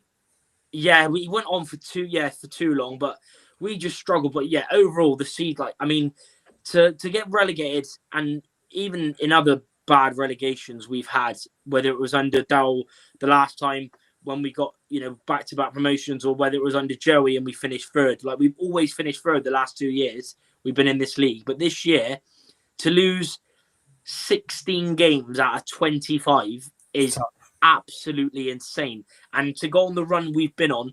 But, you mentioned January. We've made a few signings. One player that actually left us, that's why I was a bit late. I was doing a video on that, Rural Soterio. Again, with Rovers, we seem to sign players that we seem to sign for money. 90% of the time never works out at Rovers. He done really well at Orient. We signed him for around 200-300k. Had I think 32 goals. You're saying your loans work better? Well, yeah, I would say that. But I've got a question here for you. Go on. You've got 5 players on loan Yeah, for they the went whole back. season. And Evans has sent the bloody lot back, hasn't he? He sent back, I've got it here, Lapata, Negru, Cotterill, Chang, Isaka. Yeah. He sent the lot back, hasn't he? Yeah. Sent the What's whole that lot. all about? Well, yeah, they didn't really, apart from, again, like loan players, we've had some good ones in the past. We've had Elliot Anderson's the main standout. We had him in League Two. He was an absolute joke. And we've had Quanta, who's now at Bayer Leverkusen, went there for 35 million. We had him under Joey. Really? Yeah. We had him on loan. Are you getting any cash for that? But no. No, it was on loan. He was only on loan, unfortunately. Yeah. He went on permanent. So with these players, again, Negru had a really good season the previous year at Salford, but he come to Rovers he was already injured. Yes, so he come to Rovers injured. Lapata was doing really well during the unbeaten run, but after that was never the same player. Cotterill done well, but never really looked excellent, or never, got the goals and assists that you expect a centre attacking midfielder to get. And then Freddie Azako, for me, was just a panic signing, a young kiddie. And they've all gone back to teams that are higher. Yeah. You've got the likes of Lapata's gone to Walsall, Oxford, Plymouth. Swansea, Plymouth. Yeah. They've all gone back to higher teams. I will say, though, Charlie, speaking of loans, the other way, Isaac Hutchinson has come back to you, hasn't he, from Cheltenham? Yeah, he's back. Obviously, he's banged in 8 goals, I think, mainly with them. But I mean, what's kind of been the feeling about the recall there? Is that almost like a new signing for you guys? Are you surprised to see him back? Yeah, it feels like it had to be done. Apparently he had a little bit of a falling out with Darryl. By the sounds of it, most of the players did. But with Hutchinson, there was obviously, for those that don't know, we obviously signed him last year again for pretty big money, around 300k after his good season at Walsall. Was our joint top goal scorer. But then start of the season, do you know what the maddest thing is, right? He's come back, and if you take it, he scored 2 goals for us before he went on loan, 1 in the league, 1 in the EFL trophy. He's our 4th joint top goal scorer, and he's been out on loan. And that's mad, right? His Rovers. I must admit, when I was doing my research, I was looking at it. I thought, well, who's this guy, Isaac Hutchinson? Of course, and I'm looking at it. I thought, well, he ain't bloody played for hardly for Bristol Rovers. Then I realised he'd been out on loan. It was definitely the right decision. I think it was always going to happen at the time, because the problem is he got so much. I mean, obviously, I do my videos and podcasts, and we've got Gascast as well, and other people on TikTok as well that do their stuff, and we all know there's a good player, and if someone has a poor game, obviously we give constructive criticism or say they've not played well, but he got loads constructive criticism. But he got loads of stick. Then his dad was getting involved with Twitter, but Hutchinson was getting really bad stick. But then someone, and it was a police incident. Someone prank called, or someone got his fiance's number and rang them, giving them like death threats and abuse. Really? So that also happened. Yeah, that also happened. So then for him at the time, it was, I would have done the same. I would have went on loan, but done really well. But the weirdest thing is that for some reason he didn't, we've been lacking goals from midfield. We've been lacking creativity, and he played in the EFL Trophy game against Plymouth, which we've done very well going forward, scored 3 goals. Obviously, defending-wise, it's been terrible, like the most of the season. But Hutchinson played well, and then Evans goes and benches him against Colchester and only brings him on for 12 minutes. And he come on, the first thing he done, took a shot from 30 yards out, hit the bar, nearly scored with his first touch. But I'm glad he's back. But we need a lot more. I think there'll be even more. So what can you... Go on, what can you tell us about Alfie Kilgore? Because he's come back to you, hasn't he? Yeah, he's another one. He was at Mansfield. Yeah. We had it all in the summer. We had it. Darryl come back. We had Ellis come back, and then Kilgore. Yeah, Kilgore is a player that again is a good, solid League Two player. We'll give everything. He's a big lad as well, isn't he? Yeah, we'll 6'3", isn't he? We'll put his body on the line. But yeah, done very well at Mansfield, and then past 2-3 years, he's got bad injuries. I think he played less than 4 games started less than 4 games last year. So he's had injury issues, but yeah, he's come back into the side. And yeah, he's a good player, at this level. We've also just signed Riley Harbottle, who got promoted with Wimbledon from League 2 last year. We signed him on a promise, actually. What? So yeah. So they will. Yeah. But that'll be one to watch. Jesus Christ. Yeah. Did he say Wimbledon? Yeah. I'm sure it's an AFC, Colin. Calm down. I'm joking. Yeah. But yes, so I'm sure if they don't get any injuries, I'm sure they'll be starting in a back four against you guys. You've took a few players already. You've got you've recalled Hutchinson. We've talked about that. Mm-hmm. KTS, who's obviously won't be able to play because we're his parent club. Yeah. But you Riley Harbottle from AFC. Centre half Kofi Barmer and Kofi Barmer. Ryan de Havilland. I like Ryan de Havilland. I've seen him before. Yeah, de Havilland as well. Yeah. And all of them played on Saturday, didn't they? Yeah, all of them played. Yeah, Barmer come on, and KTS, de Havilland, and Harbottle all started. And I'm sure whether by Tuesday, I don't know, but this January for us, I mean, we've already, like you said, sent 5 players back, and we've signed.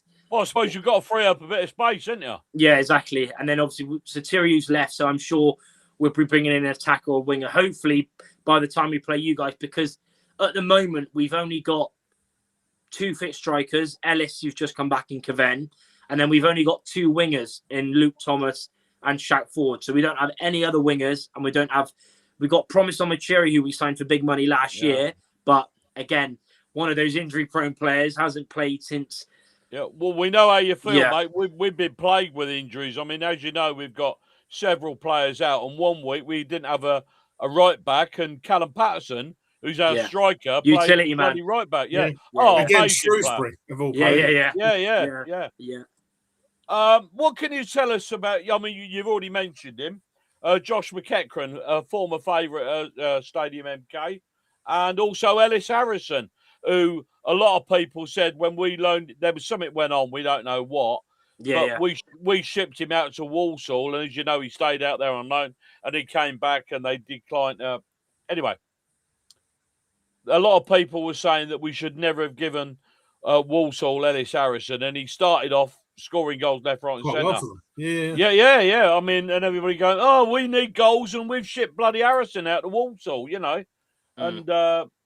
But, I mean, we like to think Harrison had his hand in keeping Walsall back in this division. So, a bit of an agent. So, what's the story on Josh McEachran and Ellis Harrison?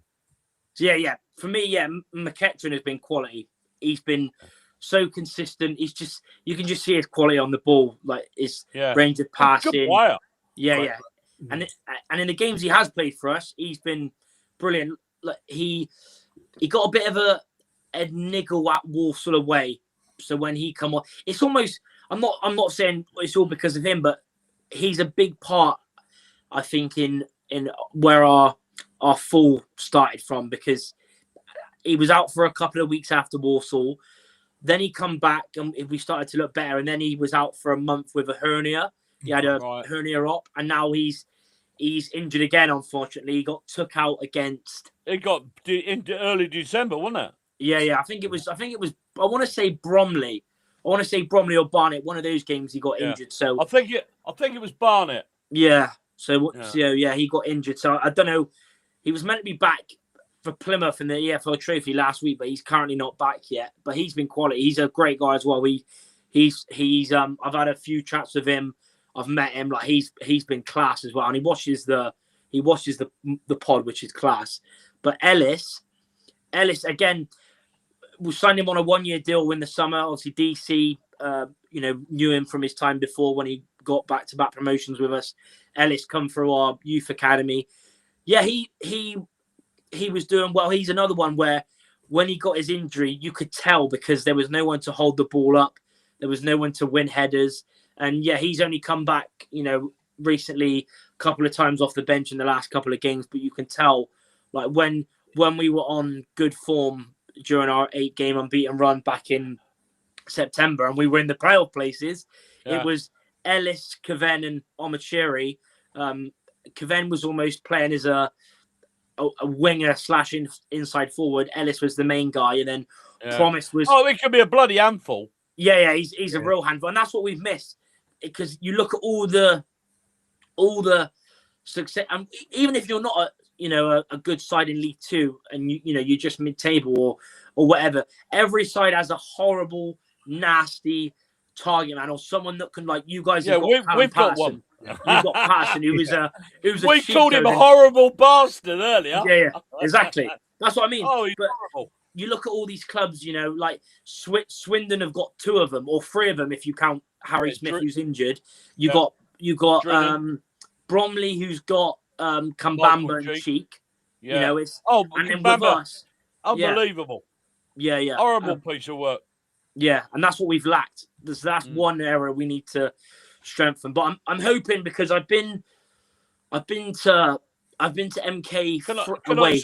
It's Bristol Rovers or the Gas Luca, not Bristol. All right? Yeah, not Bristol. As Alvin corrected City fans hate that as well when people say Bristol to them, but yeah, Rovers or Gas or whatever. But or the Gas. Yeah, I thought it was Bristol, Charlie, because there's only one team in Bristol, right? Oh yeah, Rovers. Yeah, of course. The other team aren't. They're somewhere down the road. I don't know. Yeah. Charlie, going off at a bit of a tangent. Yeah. I've got a question for you. What's going to happen to you this season? Because I should think that's foremost. I mean, I know that we were bricking it last season when we were getting the magnetic pull in the National League was dragging us down, and we were thinking, oh shit, we need a few results here. Who do you think is going to go down? Who can you see winning the league or playoffs? Or who? We asked people earlier, who's going to be their surprise package in the league? Like there's always been a team that have dark gone, horse, come out, bit of a dark horse. So give us your thoughts on that from a Bristol, also a Bristol from a Rovers point of view. There we go. Yeah, I would say, well, for us, I hope we stay up, but you never know, because I said last year we'd stay up, and that was an absolute joke. Have you been in the National League? Yeah, we went there lately. Only once before. We went there. We got relegated in 2013-14 to the National League. That was when we had John Ward as manager, and I think he got sacked with 6 games to go, and that's when Darryl was his assistant. Oh, but then Darryl came in, tried to save us, but it was basically too late. But then we got relegated to the conference. Luckily, we got promoted at the first time of asking, then won back-to-back promotions. Because that's a bloody horrible league to get out of. Oh, yeah. We were very lucky. Look at those lower leagues, the amount of league teams that are there now is bloody frightening. Well, even nowadays, you only got to look at the money like teams are spending in that league. Like back then, it was basically us and Barnet. Like Barnet won we could have won the league, but then we messed it up at Dover. But we were lucky that we got out of it the first time of asking. We were, I think, a number of 4 or 5 teams ever who have got promoted. I was going to say, if you don't get out first go, it's a bloody long haul. Yeah. It gets harder, doesn't it? Yeah, but I'm hoping and praying to God that we don't get relegated. I'm sure we will stay up, but it's very dodgy because we've just been having a terrible season, and but yeah, relegated. I think it will be Harrogate and Newport. Right. Newport are pretty desperate, aren't they? But yeah, well, we've got them next week at home. That's massive. We got Newport. We got Salford away on Saturday. Then we go to you away. Then we got Newport, and then it's, I think, another couple of tough games. So really, we need to be getting something. But yeah, I'll say, I'm trying to think. What is it? Is it 2 this or is where we 2 to go down? We cut you off. No, as in going up. 2. 3 automatic. 3 automatic. Yeah. Yeah. So I'll go. I wouldn't be surprised if I mean, you should, like, if MK don't go up, then there's something wrong because the squad you've got that's is the frightening insane. part about it, isn't it? That's I said this to Cole on the weekend. I said, I hate saying this. I don't want to tempt fate. If by some reason we don't go up this season with the squad we've built, if we keep it together, next season should just be a Mickey take. Yeah, we should. Because you guys must have the best League Two, like best squad I've seen ever in League Two. That's fantastic. Ever. Yeah. I would say. Like, are you listening, MK? Are you listening, Don's fans? What this man just said. You heard it. You heard it first from a true Rovers fan. There you go. Not Bristol. I've got to be honest, Charlie. I've been on this journey not as long as Aidan, but I've been on it quite a number of years. I've never seen a Don side like this. It is. I look at it and I think, bloody hell, what do people think? Like yourself, come into us on Saturday, and I think, what the hell must you think looking at our team? That's what I mean. For me, it's insane. I mean, it sums it up where we've took one of your players on loan, and you've just gone and bought in Ben Wiles, and you brought in Nelson, and you've got Nelson. Like Nelson Collins. Was unbelievable. Oh yeah. Nelson's quality. I remember him at everywhere he's been quality. Plymouth, Oxford, Derby was outstanding in that side. You know, you've got it's just crazy. Like even the man, like Paul Warne. Mendes Lang, although Mendes Lang is injured. Yeah, he's out till March. Yeah. Hepburn Murphy. Yeah, Hepburn Murphy. I was like, seriously, yeah. Liam Kelly. Yeah, Kelly. Kenny, Danny Crowley. Danny Crowley can't get in the team. That's what I mean. Crowley can't even get a game. No, right. Like, you should have got him on loan, Charlie. He needs a game. I wish we did. But yeah, I would say, going up, I'd probably say you guys for sure, whether you win it or whether you go up automatic. I mean, Bromley are having an amazing season. I wouldn't be surprised if they keep it on because they've been outstanding for. I've got a theory about those, Charlie. I don't think recently they've played anybody, present company excepted, because you knocked them out of the FA Cup, didn't you? Yeah, we beat them in the FA Cup. FA Cup. I think, and they haven't. And I had a look at their squad, and they haven't really suffered many injuries. Now, they've been quite lucky. Yeah, with they've been quite lucky. What we said earlier before you came on air, if Michael Cheek and that the Bam, Kambamba, Nick Kambamba, if he gets injured, they're going to be half the team they were. Yeah, it's true. I think they could do a bit of a Walsall, where they. Well, cracking the floorboards. They drew away at Chesterfield, so I mean, again, that was one of the first big teams, but one of the tougher teams, and they did all right, Cole. And they could have nicked it. To be fair, they've been on. I was doing a bit of research the other day. It was when I was looking at, Steve Cottrell because of obviously the Hutchinson situation. I was looking at Cottrell, and I think it was 2 weeks ago. I don't know, or maybe a week ago, and I was looking, what teams have. Like since Cottrell joined Cheltenham back in early September, and I think it was Bromley. Bromley would be. Well, I mean, they're first anyway, but they would be first. Then it was you guys. Then it was a couple of other teams. Then Cheltenham were fifth, I think, since Cottrell if the table would been since Steve Cottrell would come in at Cheltenham. So yeah, Bromley have been insane. Like, and that's the thing. Know. That's the thing. I agree with you on that. When we played them, they were absolutely horrible. I hated every second of it because they never bloody give up on us. They've got a plan and they know how to stick to it, Cole. Oh, exactly. Absolutely. I'm with Charlie. I get a feeling that teams are going to start working them out. Yeah, I'm with Charlie. I still think they've got enough in the tank if they keep the squad, and I mitigate it if they don't get players taken in January because they may get some offers coming and they'll need the money. Charlie, can't we put a bid in for Michael Cheek? We would play him. He'd be better off going to Rovers. To be fair, I think he'd fit in quite well. That would be brilliant. Just to unsettle him a little bit. Yeah, but knowing us though, what happens with a lot of players? I mentioned transfers. Knowing us. His record is ridiculous. Like if you look at throughout his career, I think he's got nearly, or maybe even over 200 goals. Every season he's played at, apart from his first year, he's got 15 goals or more. It's insane. And why has nobody ever picked him up? I don't get it. I don't know. Yeah, I don't know. He's just proved it, and people have probably looked at him and think, oh, like even when you look at him, like his body, like he's not the fittest guy, but he's just there in the box, isn't he? He's just one, like he only needs one chance. He is the fox in the box, isn't he? Yeah, if there's a chance in the box and it falls to his feet, you go, score. oh yeah. But it's mad though, because I mentioned it. We played them. When was it? I think it was Boxing Day. I want to say I think it was Boxing Day. And honestly, the best, like we played it along the floor because we do terrible when it comes to the air anyway, because we've got a pretty small squad. But we played it on the floor, passed them off the park, created bucket loads, and we're 2-0 up. And then one thing happened, and then they just smelt blood, and then they just killed us. But we were brilliant against them, and we were thinking, how are they 30 points ahead of us? And then they come back and win, and you think, there you go.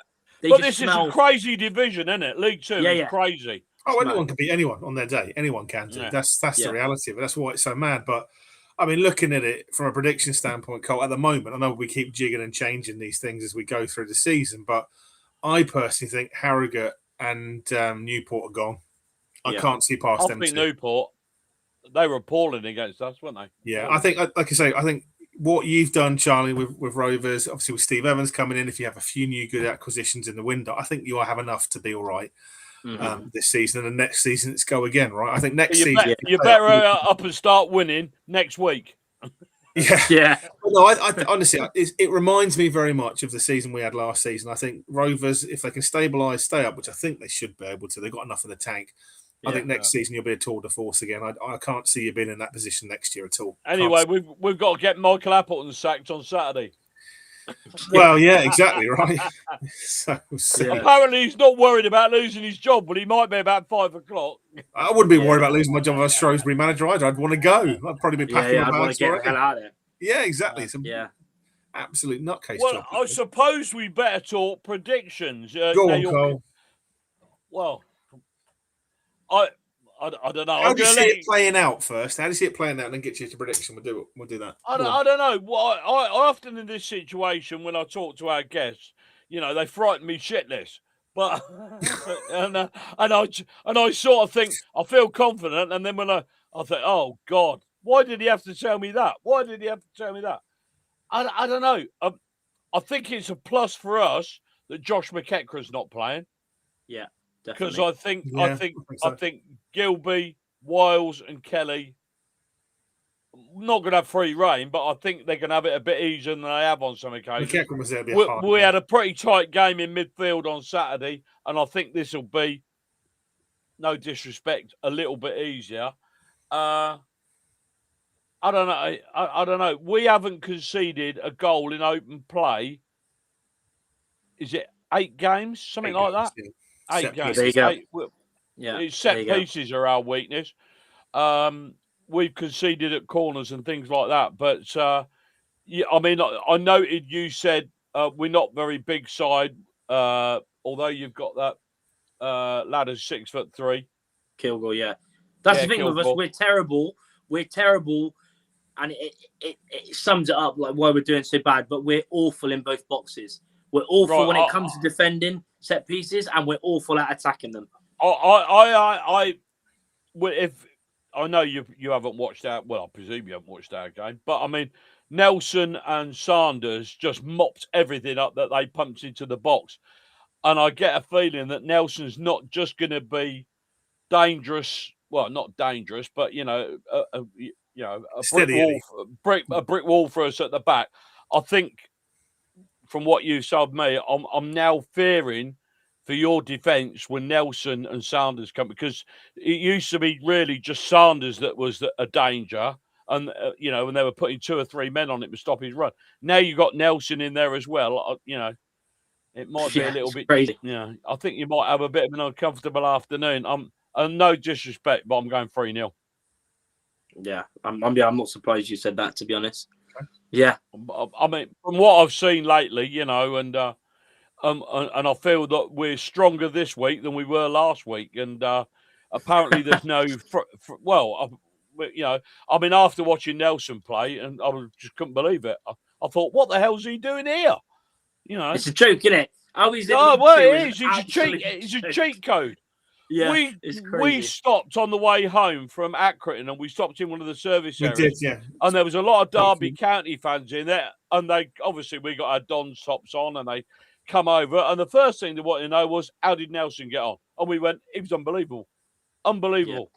Yeah. It was like there was 3 of him at the back. You know what I mean? It was like. Yeah, didn't matter where it went. But it's like it was a command in the box, shouting marshalling. It probably played like an absolute jerk on Saturday, but well, he played like a championship player in League Two. That was the thing. He did. Incredible. He did. Yeah, he did. It was unbelievable. Anyway, I'll go 3-0. Charlie, I'll let you go next. Yeah. One thing I will say before I give my predictions, and hopefully this good run with me at Stadium MK continues. I've never seen us lose there. There you go. The omens are good. I've never seen us lose there. And we've overall in how many times have you been? Once. 3 times. Right. You've never seen us. Well, so I went there. Colin, they've been tough games historically. They've been tough games. Yeah, but to be fair though, for the majority of the time we played you, it seems to be like this with every team we play. But majority of the time, our record is pretty shocking against you, because the 3 times I've been there. Yeah, we've played 20. We've won 11, drawn 3. But I think you've won 6 times. Yeah, so the games I've been to away anyway. I went to the game where we were under Carl Robinson when you were 3-0 up. I remember I was there. I remember that one. Taylor got a hat-trick, and Robinson was literally in tears on the radio after the game. And then it was went there when there was lots of snow when Ellis Harrison scored for us, beat you 1-0. Yeah. And then I went there this couple of years ago when you were terrible and we were pretty poor as well, but we beat you 1-0, Anthony Evans penalty. But that was for the season we went down, I think. Yeah. It would have been the season you went down. So I've been there. So hopefully my run continues. But when I haven't gone, I think the last time we played you, when I didn't go, you beat us. I want to say New Year's Day, you beat us 3-0 when you had O'Reilly. Yeah. That's one with what a player he was, by the way. You've had some absolute guns in your team, but wow. We have Scott Twine. Yeah, Twine's another one. Max Watters. Yeah. Maxie Dean. What a little bastard he was. I've got to tell you what, those Benicophobe, Will Grigg back in the day. Will Grigg. Yeah. Obviously, the main one, Delhi. We sat and looked at what we could. Yeah, I mean, obviously there's years between them, but the players that have been through our fingers is unreal. Yeah, it's crazy. Yeah, absolutely mental. It's mad. But this time I got a feeling it ain't going to be. It's hard, isn't it? It's hard. Charlie, you want to say 1-1, don't you? You want to say 1-1, Charlie, don't you? I do, but I'm going realistic. I'll probably depends. I think if you get an early goal, you could really kill us with the way our defending's been. I'll say 2-0 MK. Collins will definitely score if he plays. I love Collins. He was unreal for us, but he'll probably score, and we'll probably concede from a set piece, either Callum Patterson or Nelson. There's no way you've got to think to yourself, Charlie, is if you get anything out of the game, it's going to be a lovely little journey home. Oh yeah, it'd be lovely. Yeah, it'd be lovely. But I can't see us getting a point. I want to be, as optimistic and as positive as I can be, but I can only be a realist. And from what I've seen him from, you mentioned you've not conceded an open play in 8 or 9 games, and you've got, just look at the team. But hopefully we can catch you on an off day. But realistically, I'll say 2-0 MK, and Rovers will not score again in a game, which has happened far too much. Realistically, you'll go in there. I mean, I can recall the season we nearly got sucked into the National League. I was going to games, and in my head, we were already beaten. So when we got there, if we got anything out of it, it was like, woohoo, jobs are good and sort of thing. Mm. So Aidan, go on. Yeah, it's one of them, because it's tough though. Because like I said, we've got Salford Saturday, so Salford away. It's a hell of a weekend for you. Yeah. What are you going where at your place? Away. Away. Yeah. Funny little ground that is. Yeah. They're on a good run, Cole. I mean, say as a Bristol Rovers fan right now, well. You're going to be thinking this is not a good. It. Don't get me wrong. No one's guaranteed to win, but I would not personally. I would not be looking forward to that back-to-back games. Yeah, I'm not. Before you give your prediction, Aidan, anybody at home watching, put your predictions up, and Aidan will flash them up on the screen. Aidan, go. Yeah, I mean Steve Evans as well as the manager. I think he'll do you all right. I think it depends if you get anyone in between now and Tuesday that can make a difference up front. Hopefully. Yeah, I mean, it's a difficult one because, I'm going to go. We try and be nice to our guests. No, I'm going to say I don't think it's going to be an easy game. Yeah. I don't think it'll be an easy game, which probably sounds perverse because we obviously had the game. But the last game, again, I thought the score flattered us because they just broke down and fell apart. I can see it being a tough game, but I think we'll come out 2-0 winners. Yeah. One thing I will say, though, I wouldn't be surprised if Evans tries to match you up because you usually play. Do you usually play a three at the back, or is it like a 4-2-3-1? It depends on it because you can play. It seems that Warney prefers a 3. Yeah, does usually, yeah. So I wouldn't be surprised if we line up differently. I wouldn't be surprised if it's a Caven and Harrison partnership because Caven, when we play it on the floor, we look a really good team. But when we start hoofing it, like because Caven's, I'm 5'8". Caven's smaller than me, and we're literally against Colchester where you had Jack Tucker and the other young kiddie, like 6'2", 6'3". They were having it. They were winning everything. But when we play it on the floor, we play really good football. But it's as if, are we going to do that? Because obviously you're a football inside. You've got very good technical quality players. You know, you look at the midfield, you know, Kelly, Gilby. I was going to say, are you going to get frustrated because you can't go through midfield? Are you going to start playing it long? That's the problem. But I wouldn't be surprised if he goes looking for Harrison. Yeah, something like Harrison and Caven up top with Harbottle, Kilgore, and Balmer as a back three, and then maybe Conte, Hutchinson, and de Havilland in midfield. But yeah, it'd be interesting to see. But yeah, I'm not really. Yeah, I'd love to be confident, but hopefully we can catch you on an off day. Now, have you got anybody that we can nick? Because we've got. We've got. Yeah, but he don't fit the criteria. So we've got the Colonel Sanders. Yeah. We've now got Admiral Nelson. So we're looking for somebody else. Like an air marshal, yeah. Yeah. We were hoping to pick up Callum Marshall and call him Air Voice.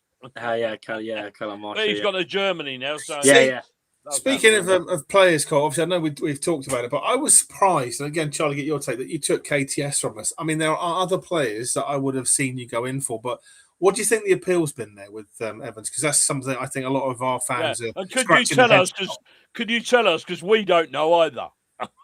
Yeah, if I'm being honest with you, I'm the same. I've heard of the name. I've never seen him play before. He was poor Saturday. He was very poor, but it was a whole midfield. It was a whole. I'm not going to say really too much about the defense. Colchester are a good side. We kept them to. They only had 2 shots on target, although they come close on 2 or 3 occasions. But our midfield was poor. I think I mentioned it at the start. Like I thought Evans went too defensive without having any creativity in there. But yeah, he struggled a lot. It's his first game. He's not played loads of games, but yeah, I find it a bit interesting because, like you said, he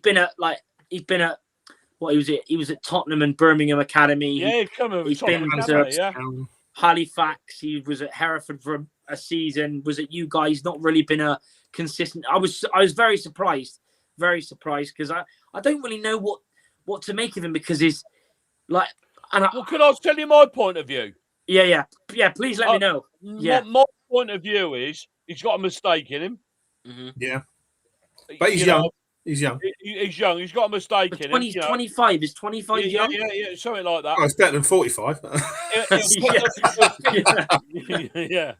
He'll pick the ball up in midfield and he'll play it across the midfield.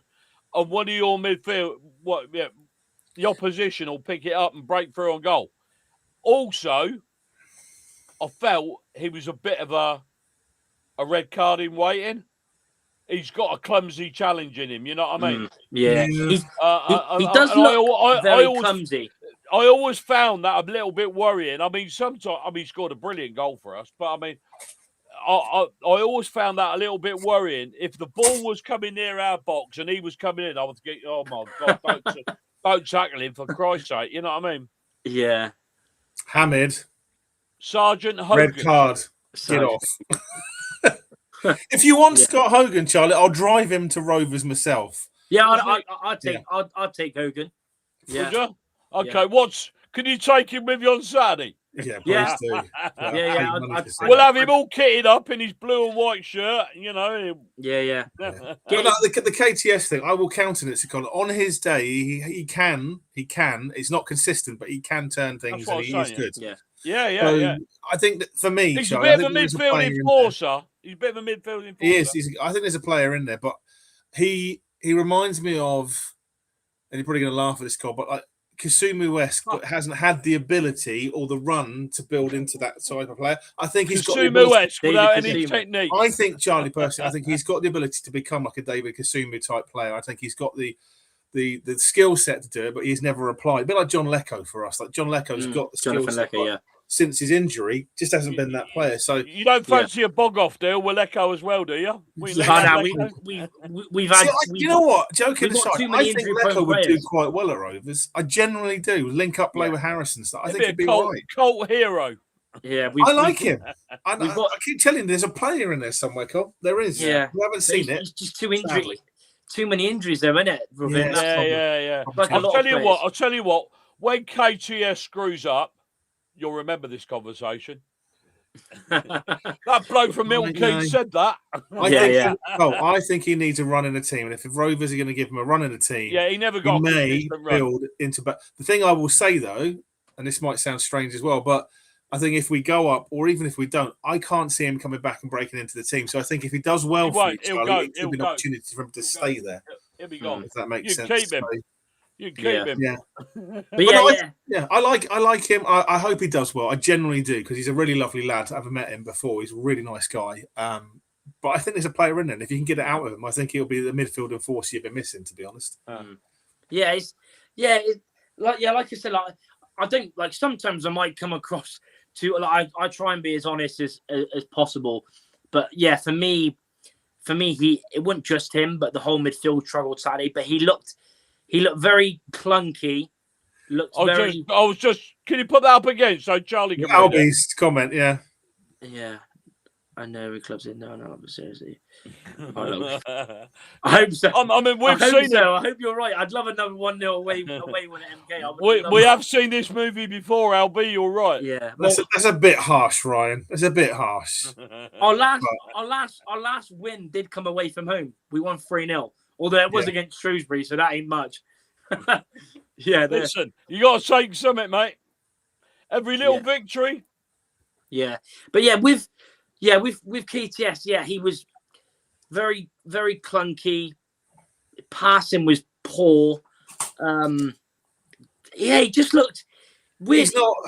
I'm not going to try and sound perverse because my thoughts on Hogan, but I generally think if he gets a run, because he's not had a run with us. That's the thing. He was in 1 week, out for a couple of weeks. I think given 4 or 5 games, you might start seeing if I'm right. Because again, remembering the highlights of when I saw what he was doing at Halifax back in Nash. I know it's a different league, but he was a good player for them. Really, that's what we bought him. The fact is, and again, even under Williamson, under Lindsay, he never really got going. So because Williamson brought him in, didn't he? I think. Yeah, he did.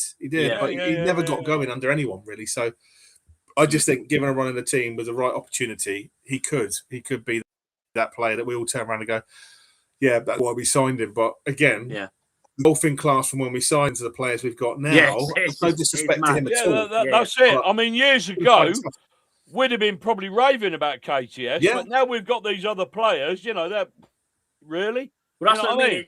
Everything's an upgrade. Yeah. It sums it up, wouldn't it? When you've got us in 21st taking him on loan, and you're there like, just there you go. You can't get in our team. Ben Wiles, Matete, Crowley, Nelson. Kelly, Gilby. Yeah. It's nuts. Collins, Patterson. Collins. Take Hogan, for the love of God, take Hogan. Do me a favour. We don't. I think a lot of our fans don't realise how fortunate we are to have new owners. I do, Cole. I mean, well, they always say, you do, but not all of them do. I remember. I mean, I come back from, dare I say, Charlie, the Wimbledon days before obviously everything moved. But I mean, obviously, I've seen some players from when it went to MK, everything. Mm-hmm. And I think the only 2 times I can say, and I'm not necessarily on the same park, Cole, but the only 2 times I've seen squads that have excited me as much as this one is the season we went up to the championship with Delhi. Unbelievable. And the Manning one where we were that close. Liam Manning. Those 2 excited. By the way, good luck to Liam Manning, who's took over. Huddersfield. Yeah, really pleased for him. So good luck, Liam. I'm afraid I can't say anything positive because he managed the red side. So I can't. He did. He's seen the light, Charlie. Come on, he's seen the light. I didn't know there was another team in Bristol. I thought there was only one. See, look, right, geographically, whilst we got you on, Charlie, I thought Rovers was the only team physically in Bristol. And you could kind of argue that City. Really? I don't know what your thoughts are on that, but. Oh, yeah. Well, to be, it's really hard. What is the rivalry like? Like, obviously at the moment it's one of those because we're miles apart. Absolutely miles off them in terms of everything, but when we play them, it's up there. It's like for me, it's the best derby and the most probably apart from Celtic and Rangers, and I might be. You could say I'm saying this because I'm a Rovers fan. I'm a Bristolian, but the Rovers and City games are. I'm mad. Is that what you call them? The Roman City derby? Rovers and City. Rovers City, not Roman. Yeah, Rovers City. Oh, Rome. Oh, sorry. You're thinking of Bath. That's down the road. Oh, yeah. Not Bath. Yeah. Although I'm with you on that. I'm with you on that. I've seen a few of the games over the years, just just football ground hopping. But for me, like I never used to like going to Ashton Gate. Didn't like it. I don't like it. But I think Portsmouth, Southampton, Rovers against City, us against that lot down the road. Fierce rivalries. You get rivals like Liverpool, Everton. It's more of a friendly rivalry. But proper right up there. That's what I mean. It's mad because obviously it's not proper hatred, is it? Yeah. With me, I've got Rovers mates, City mates, but it's at that stage where because we've not played them. Like I don't think we've played them in the league for like over 20 years, and we haven't played them. Yeah, it's got to be that. We haven't played them in any competition since the League Cup. I think the League Cup. It was a League Cup. You're right. That was last time we played them. Last time we played them, I was 17. I'm now 29. So we've not played them since 2013. Well, bloody hell. And we lost that as well when Emmanuel Thomas and Joe Bryan. But yeah. Jet. Yeah. Yeah, Jet. Yeah. When he scored an absolute worldie. When was it? I don't think. No, it wasn't Cottrell. I can't remember. It must have been Lee Johnson. I don't think it was Cottrell at that point. But yeah, it was Johnson. To be fair back then. But then the other time we played them was when as my first season. Well, when I started going, it was 2007 when we had him again in the. It must have been the JPT at the time. We beat him 1-0 at the men when a certain Ricky Lambert volleyed it home, and it was nuts. God, make me feel old now, Charlie. Yeah. I can remember going down the memorial, or you call it the mem. I can remember going down there and thinking, bloody hell, it's a bit chaotic in that home end. It was a bit mental. I think you trounced us one particular game we were down there. And I remember standing there bloody acing every second of it. Well, I know we've talked about it before, Cole, but speaking of the ground, is there still any movement on this redevelopment that's been discussed? Because I've seen quite a lot of talk about it, Charlie. I don't know if there's anything happening or it's been agreed or what's going on. It's been going on a long while, isn't it? It's been going on since before I was born. It's been going on over 30 years. Like we've had Twerton. We played at Twerton for years. Obviously, we've been at the Mem since I think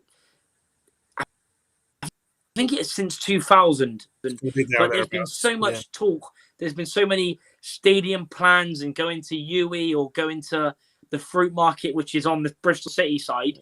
But at the moment, it looks like there's no because of the council, you can't redevelop it. So it will probably most likely have to be, a new place. We'll have to build a new ground from scratch, but I don't know where that is, because in Bristol now, like building work and places to actually build on, it's a premium, right? It's like London of the Southwest, ultimately, isn't it? It's crazy. It's money. nuts.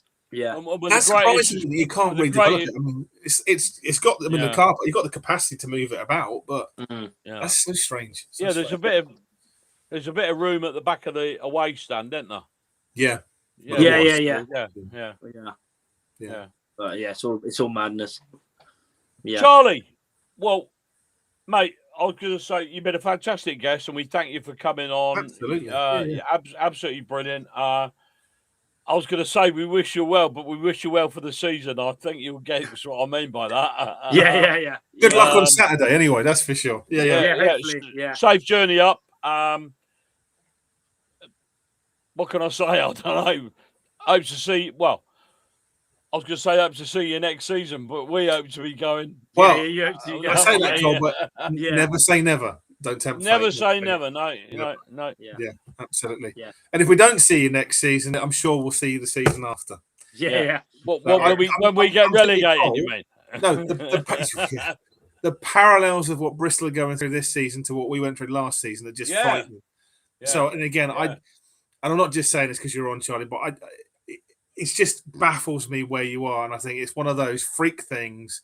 When it settles down, hopefully Evans gets you right, stays next season, builds on, and I think you'll be fine. Yeah, I can remember having a conversation, Charlie, when we did this and we played Shrewsbury, and we basically put a lot of the questions that we put to you. Can you tell us about the season? Injuries. What was your summer like, and all the rest of it. And the bloke said to us, and I don't know if you remember this, Aidan. He said everything that could have gone wrong's gone wrong. Right, except for the stadium hasn't burnt down yet. Yeah, it's time. It's nuts. Yeah, there's a long way to go yet, mate. Yeah, lots to be played for. Absolutely. Yeah. Cheers for having me on. Really appreciate it. Enjoyed the chat. Likewise, Charlie. Thank you so much, mate, and say best of luck for the rest of the season. You take care. Same to you lot. Cheers. Safe journey, Paddy. Bye, mate. Cracking guy. We are. We are blessed. Thank you, John Harries, as well, for our booking agent. Thanks, John, our booking agent. Charlie was on before, obviously, for the reverse fixture, but really enjoyed chatting to him. Great guy, really good knowledge. Always enjoyable having him on. So thank you. And again, we say, best of luck to the Gas. And we're lucky. You're it sounds a bit, but you're lucky that, that we can, John can find these people. And like you say, big up, John. Thanks, John. Cracking guest. Absolutely. Matt's come in and said 2-0. I got my action prediction right, so it happens again. Yeah. Well, there was a lot of scores flashing through there. There was a lot. There was. I noticed there was most of them. I noticed were 2-0, like 2-0, 3-0, 4-0. I noticed a lot of that. So, and there you go. As we talk about Liverpool winning 3-0. Looking at the results, Lion's share were either 2-0 or 3-0 on average. That was the highest. Yeah, I think 2-0. I think. Yes, they're in a bit of a position, but I just think now they've got to win. If they do something, it's not going to be an easy game, Cole. Evans is not the best manager's team. He sets his teams up horribly. So, I say we've run over time, but if you're happy, I'm happy. We'll carry on. Yeah, we'll carry on for a bit. You can always watch it on catch up if you want to go and watch the 10 o'clock news or something like that. Or, we've got a team talk to do, which is 7 minutes. Yeah, and we got injury of the week. Yeah. Yeah. So we'll do that if you want. So do you want to do team talk? We'll get team talk out of the way. We'll circle back. We'll talk about injury of the week. We'll wrap up with the Shrewsbury review, and then we'll say good night, everyone. Yeah. So it's going to be a bit of a long one. So if you want to stay with us, stay with us. If you want to go to bed, you can always watch it on catch up. And if you're watching Traitors, Steve, you can come back now.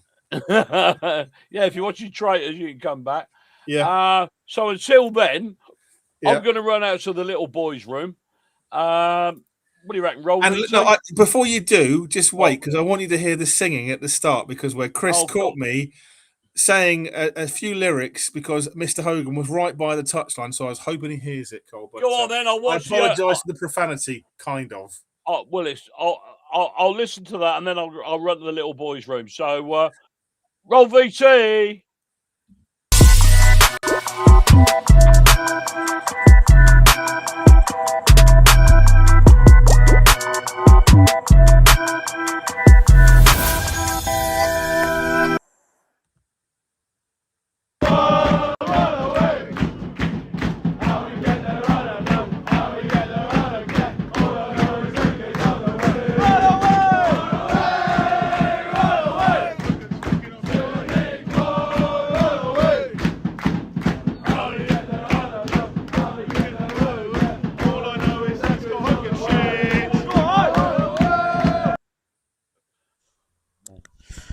good evening. We're back tonight.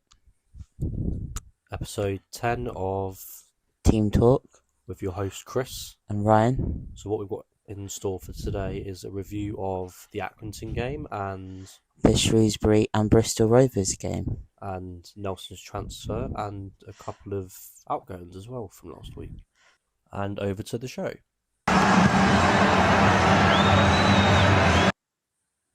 So Callum Tripp has joined Sutton United on a loan deal. Good luck, Tripp. And KTS has joined Bristol Rovers, also on loan until the end of the season. I do wish him luck and hope he succeeds. So Charlie Waller has been recalled from his 1 month loan at Rochdale. So he's back at the team. I doubt he'll play much. And then on to the big news is the signing of Nelson from Derby. Obviously made his start against Accrington on Saturday. Looked absolutely phenomenal. He'll bring leadership traits, all-round experience and just a domination to that backline. So yeah, come on you Dons.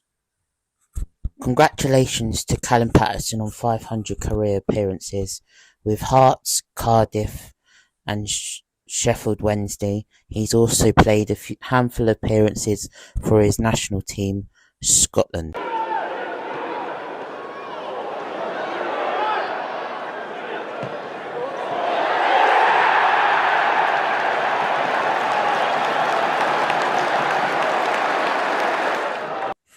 Over to some injury news now. So, Nathaniel Mendes-Lang is currently out with his hamstring. He should be back end of March. Kane Wilson was expected to be back at the end of January, but still hasn't returned. So I'm not sure when he'll be back. I'm hoping he's back next month. JT is currently out with a knee injury. Hopefully, he's also back at the end of March. Hepburn Murphy has picked up a knock. He's expected to be back in a few weeks. And Will Collard is also out with a hamstring. He's also due back at the end of March.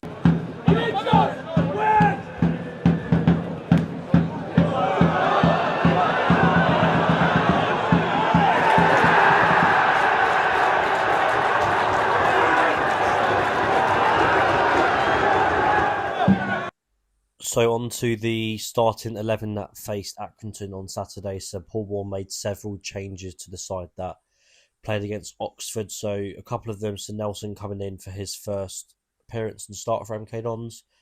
Jack Sanders, again, retaining his place in the side. Wing backs of Mellish and Jones. Ben Wiles making his first away appearance for MK Dons, alongside Liam Kelly and the return of Alex Gilby. And then the front of Callum Paterson and Aaron Collins lead the line.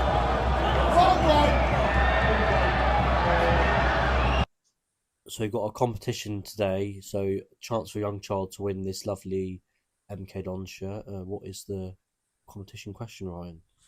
So the question is, who was the first ever MK Dons player to score our first goal at the hockey stadium? Bloody well wasn't Scott Hogan. If you can get the score and the game right as well. Good luck, and I'll be reading the comments.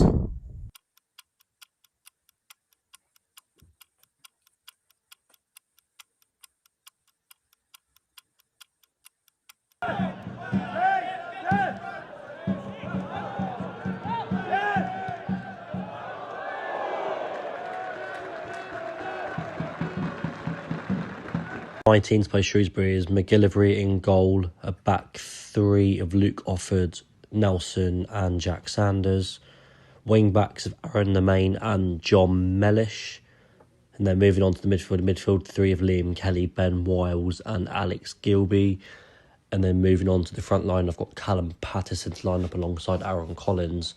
I'm hopeful we will potentially have a striker or a wing back in before this game. And I'd anticipate to see likes of Crowley, Matete and Jones come on at some point.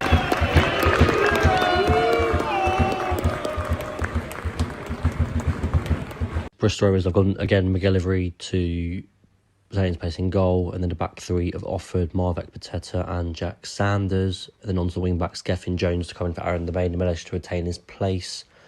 Onto the midfield, Matete's coming for Kelly and Wiles and Gilby to start again. And then the starting strikers, of course, Aaron Collins and Callum Patterson. Again, this is completely subject to any transfers we might bring in between now and then. Again, I'm hoping for a striker between now and that game, but I guess we'll see with the transfer window.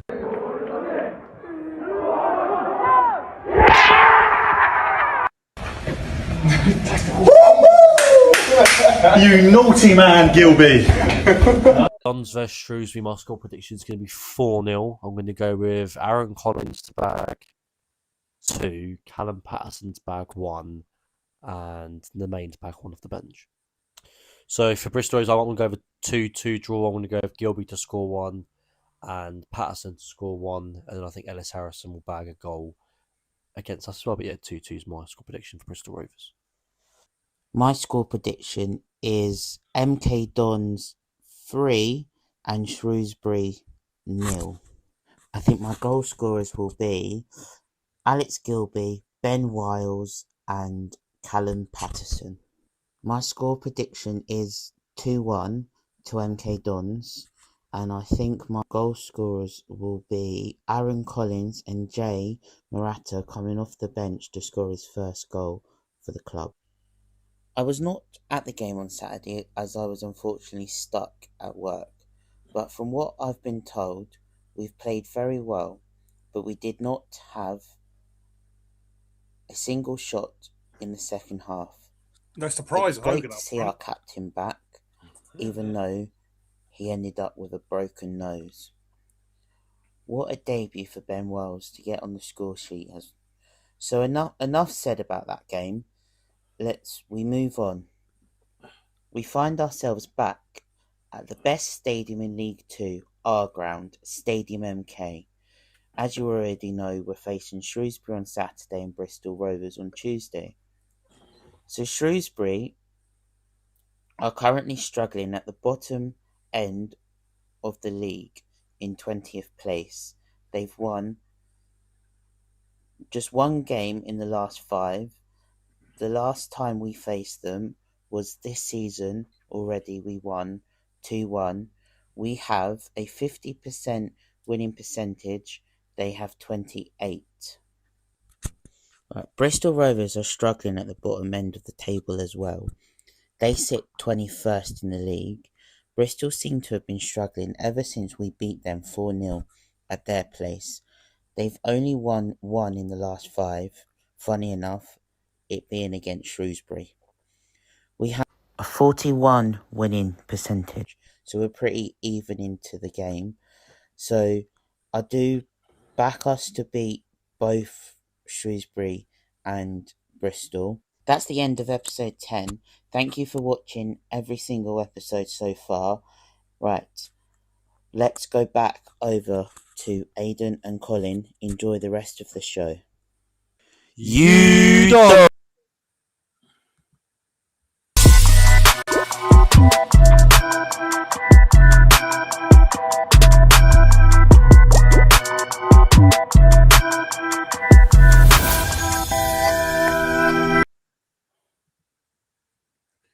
Disgraceful behaviour. What behaviour? You shouting in the middle of that. Oh, did you hear me? All right, you weren't supposed to hear that. Yeah, but you kept saying, not surprised with Hogan. Didn't have a shot on target in the second half. What do you expect? You put Stevie Wonder up front, he'd have taken more shots on goal. I apologise, viewers, for Aidan's unnecessary outburst. I don't.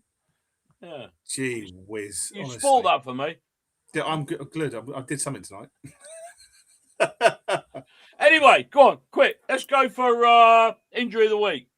Go for it, Cole. You want to go for injury of the week, of which there is one thing to say. Roll VC.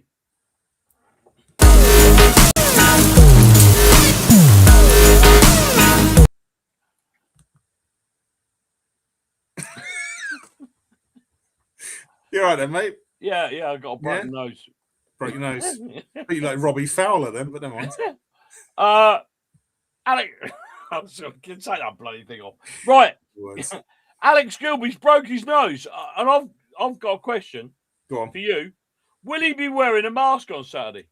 What, the old Zorro mask? Yeah, will he be? Well, I guess potentially. I don't know. Yeah. I mean, you yes, were worried. You were worried about Gilby, weren't you? Well, he went down a couple of times, didn't he? You said concussion protocol. I thought it looked like concussion, to be honest, because he went down quite easily. I wouldn't argue with you. And to be fair, I'm fair play to the guy for carrying on, but I generally wish him well.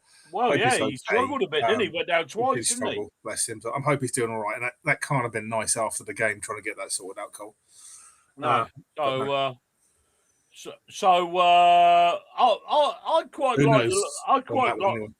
quite like to see Gilby in a mask on Saturday. When had a cape like Zorro with a hat and everything. Yeah, like big G, Gilby or Gilbo. There we go. Kane said, "What's the rule on training up late to the stage? Turning up late to the stadium. I'm working Saturday until 4. I don't know, actually, to be honest, on that one. I think usually it's okay. Probably. I think if you try and get in at gate 5, is it gate 5? Try and get in at gate 5 and have a word with the stewards. And I can't see if you got a ticket, I can't see why they wouldn't let you in. I mean, best to check with the box office, to be honest, Kane. Give them a shout. No, they'd be able to tell you on that one, to be honest. I would try and get in gate 5, Kane. Yeah, absolutely. That's what I'd try. Anyway, wrapping up for the end of the game. I mean, the Shrewsbury game, we've talked a little bit about it tonight, but what's your thoughts on the game on Saturday, Cole? I mean, obviously Ryan and Chris have said 4-0 and 3-0. I mean, it's not outside the realms of possibility. Well, I'm going to make a prediction. I've said at the start of the season, I thought they were the worst side I'd seen in League Two. Oh, without a shadow of a doubt. Yeah. Now, I think they're a different team now. Slightly different. Their manager, Michael Appleton, said in a preview before the Harrogate game, he's not worried about losing his job. And they beat Harrogate. Michael, on Saturday, I think you better start getting worried, mate, because I think we'll win. I think we'll win convincingly. His win ratio at Shrewsbury is 22%. Now, an average is 33 because you've got win, lose, draw. Yeah. So they've got a 22% win ratio. You know, so they're basically losing, well, not winning, 4 out of 5 games. You can't sustain that. No. I will say that they got one of my favourite players, and you'll know a bit about this, lad, John Marquis. Yeah. Good lad. I like John Marquis. He's been a good player over the years, for sure. Yeah, well, he's been a problem for us when he's played for Portsmouth and Doncaster in the past.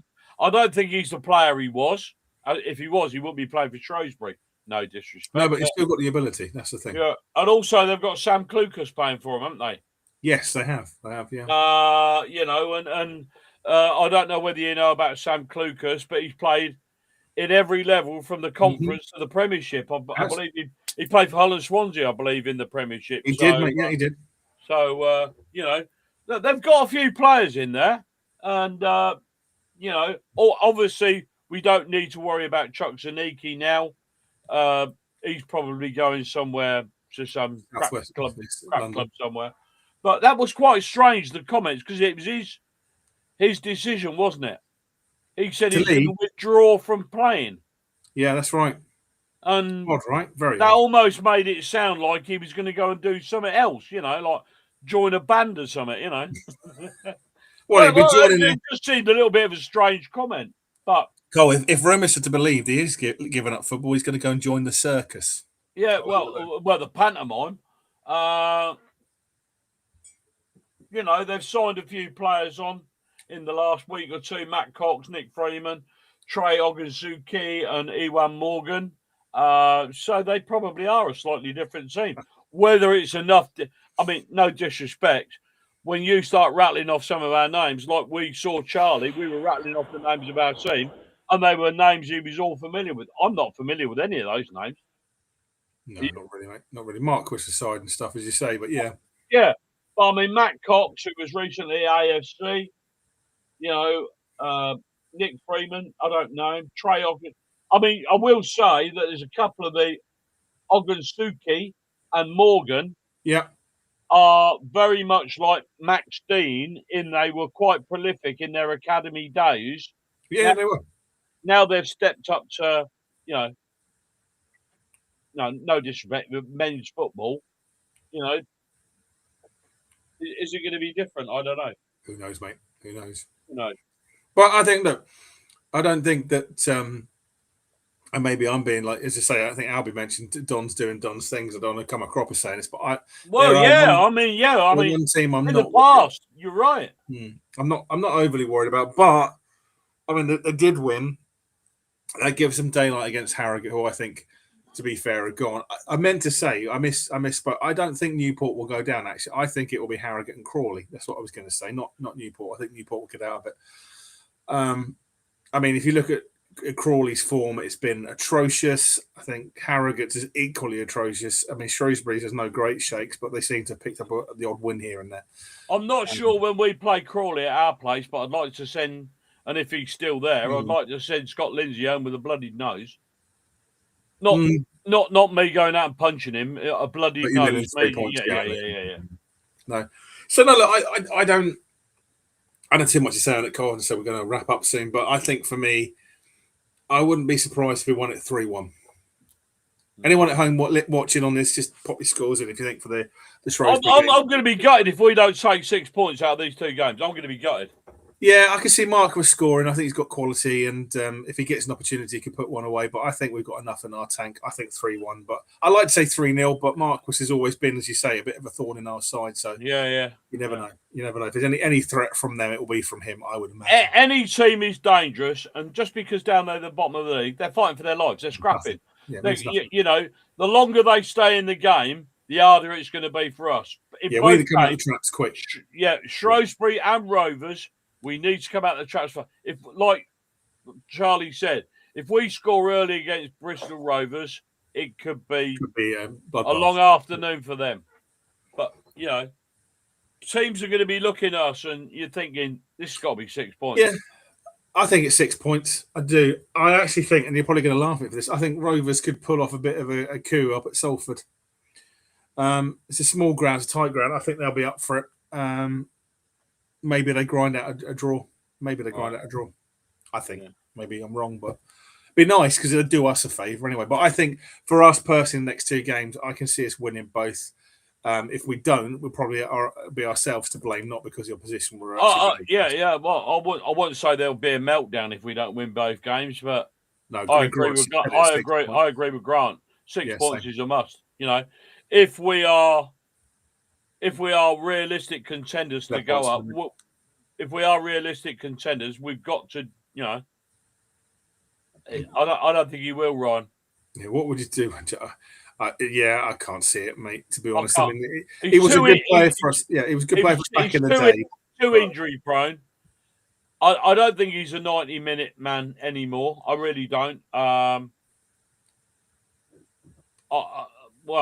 It'd suit that pantomime down in London. I'd be surprised if he goes there, but then maybe I wouldn't. His attitude is like withdrawing from football, whatever. But not that it bothers me, Cole. I mean, it's no great shakes. Look, the players that they want to take on. I mean, this is the thing. You look at the players we've brought in since we've been acquired, and the level we've gone. If we go up, I think we'll frighten a few people in League One, let alone League Two. Well, I said to you the other day when we played Oxford, I thought to me that was a tell that we could more than compete at that level. It's a different game of football, Championship and League One, I think. We just got tired. I thought we played them really well until we got tired. I thought we did. If you sort of say to yourself, we're probably going to buy 1, maybe 2 more before the January window, I think you'll find again in the summer we'll build again, whether we're still here or there, or I don't know. When I say there in League One, I think, like you said, if we do stay in League Two next season, I bloody well hope not. I hope not, but I think if we do, it's a cheat. I think so. I think we'll run away with it, personally. Yeah. I've never said that before.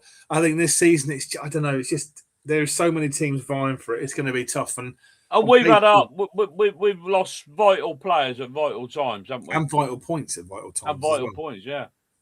But anyway, like I say, I think the next 2 games, 6 points in the bag for me. I'm not really concerned.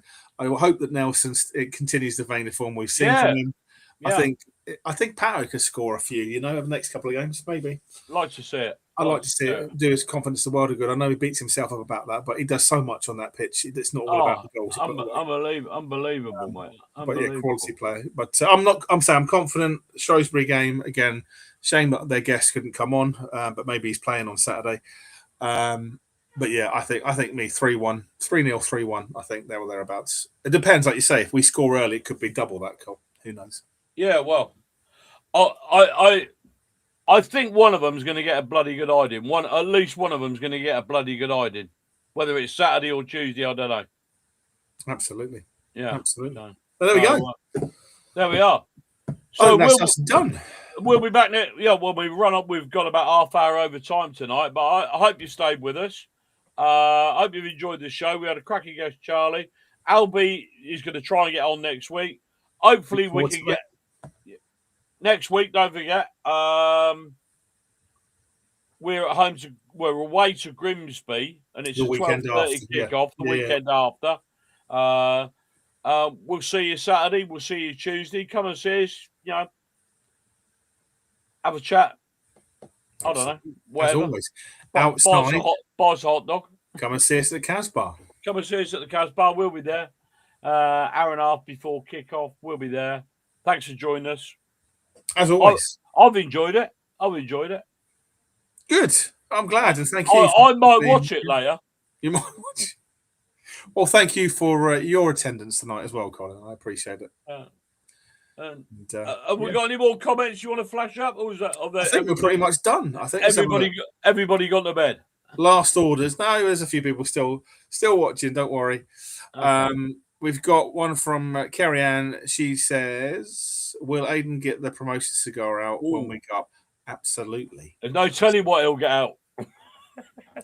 Get Scott Hogan out of the club as well if you're lucky. I've got a promotion cigar as well. Night to you, Helen. Night to you, Helen, as well. Hope you're enjoying your night off with the other half down in Slough with David Brent and everyone else from the office as well. There we go. I love that. I'm going to watch The Office now because he said Slough. I loved that show back in the day. Great show. Right, okay. Highly comical. Anyway. Right. Left. That's it then, isn't it? I think it is. Is there anything else? I don't think so, Cole. Okay. Is there? I don't know. No, I don't think so. No. Say good night then. Good night, Aidan. Good night. See you Saturday. See you Tuesday. 6 points coming our way. Be ready. Climbing up the table. Good night. Come on, you Dons. Come on, you Dons.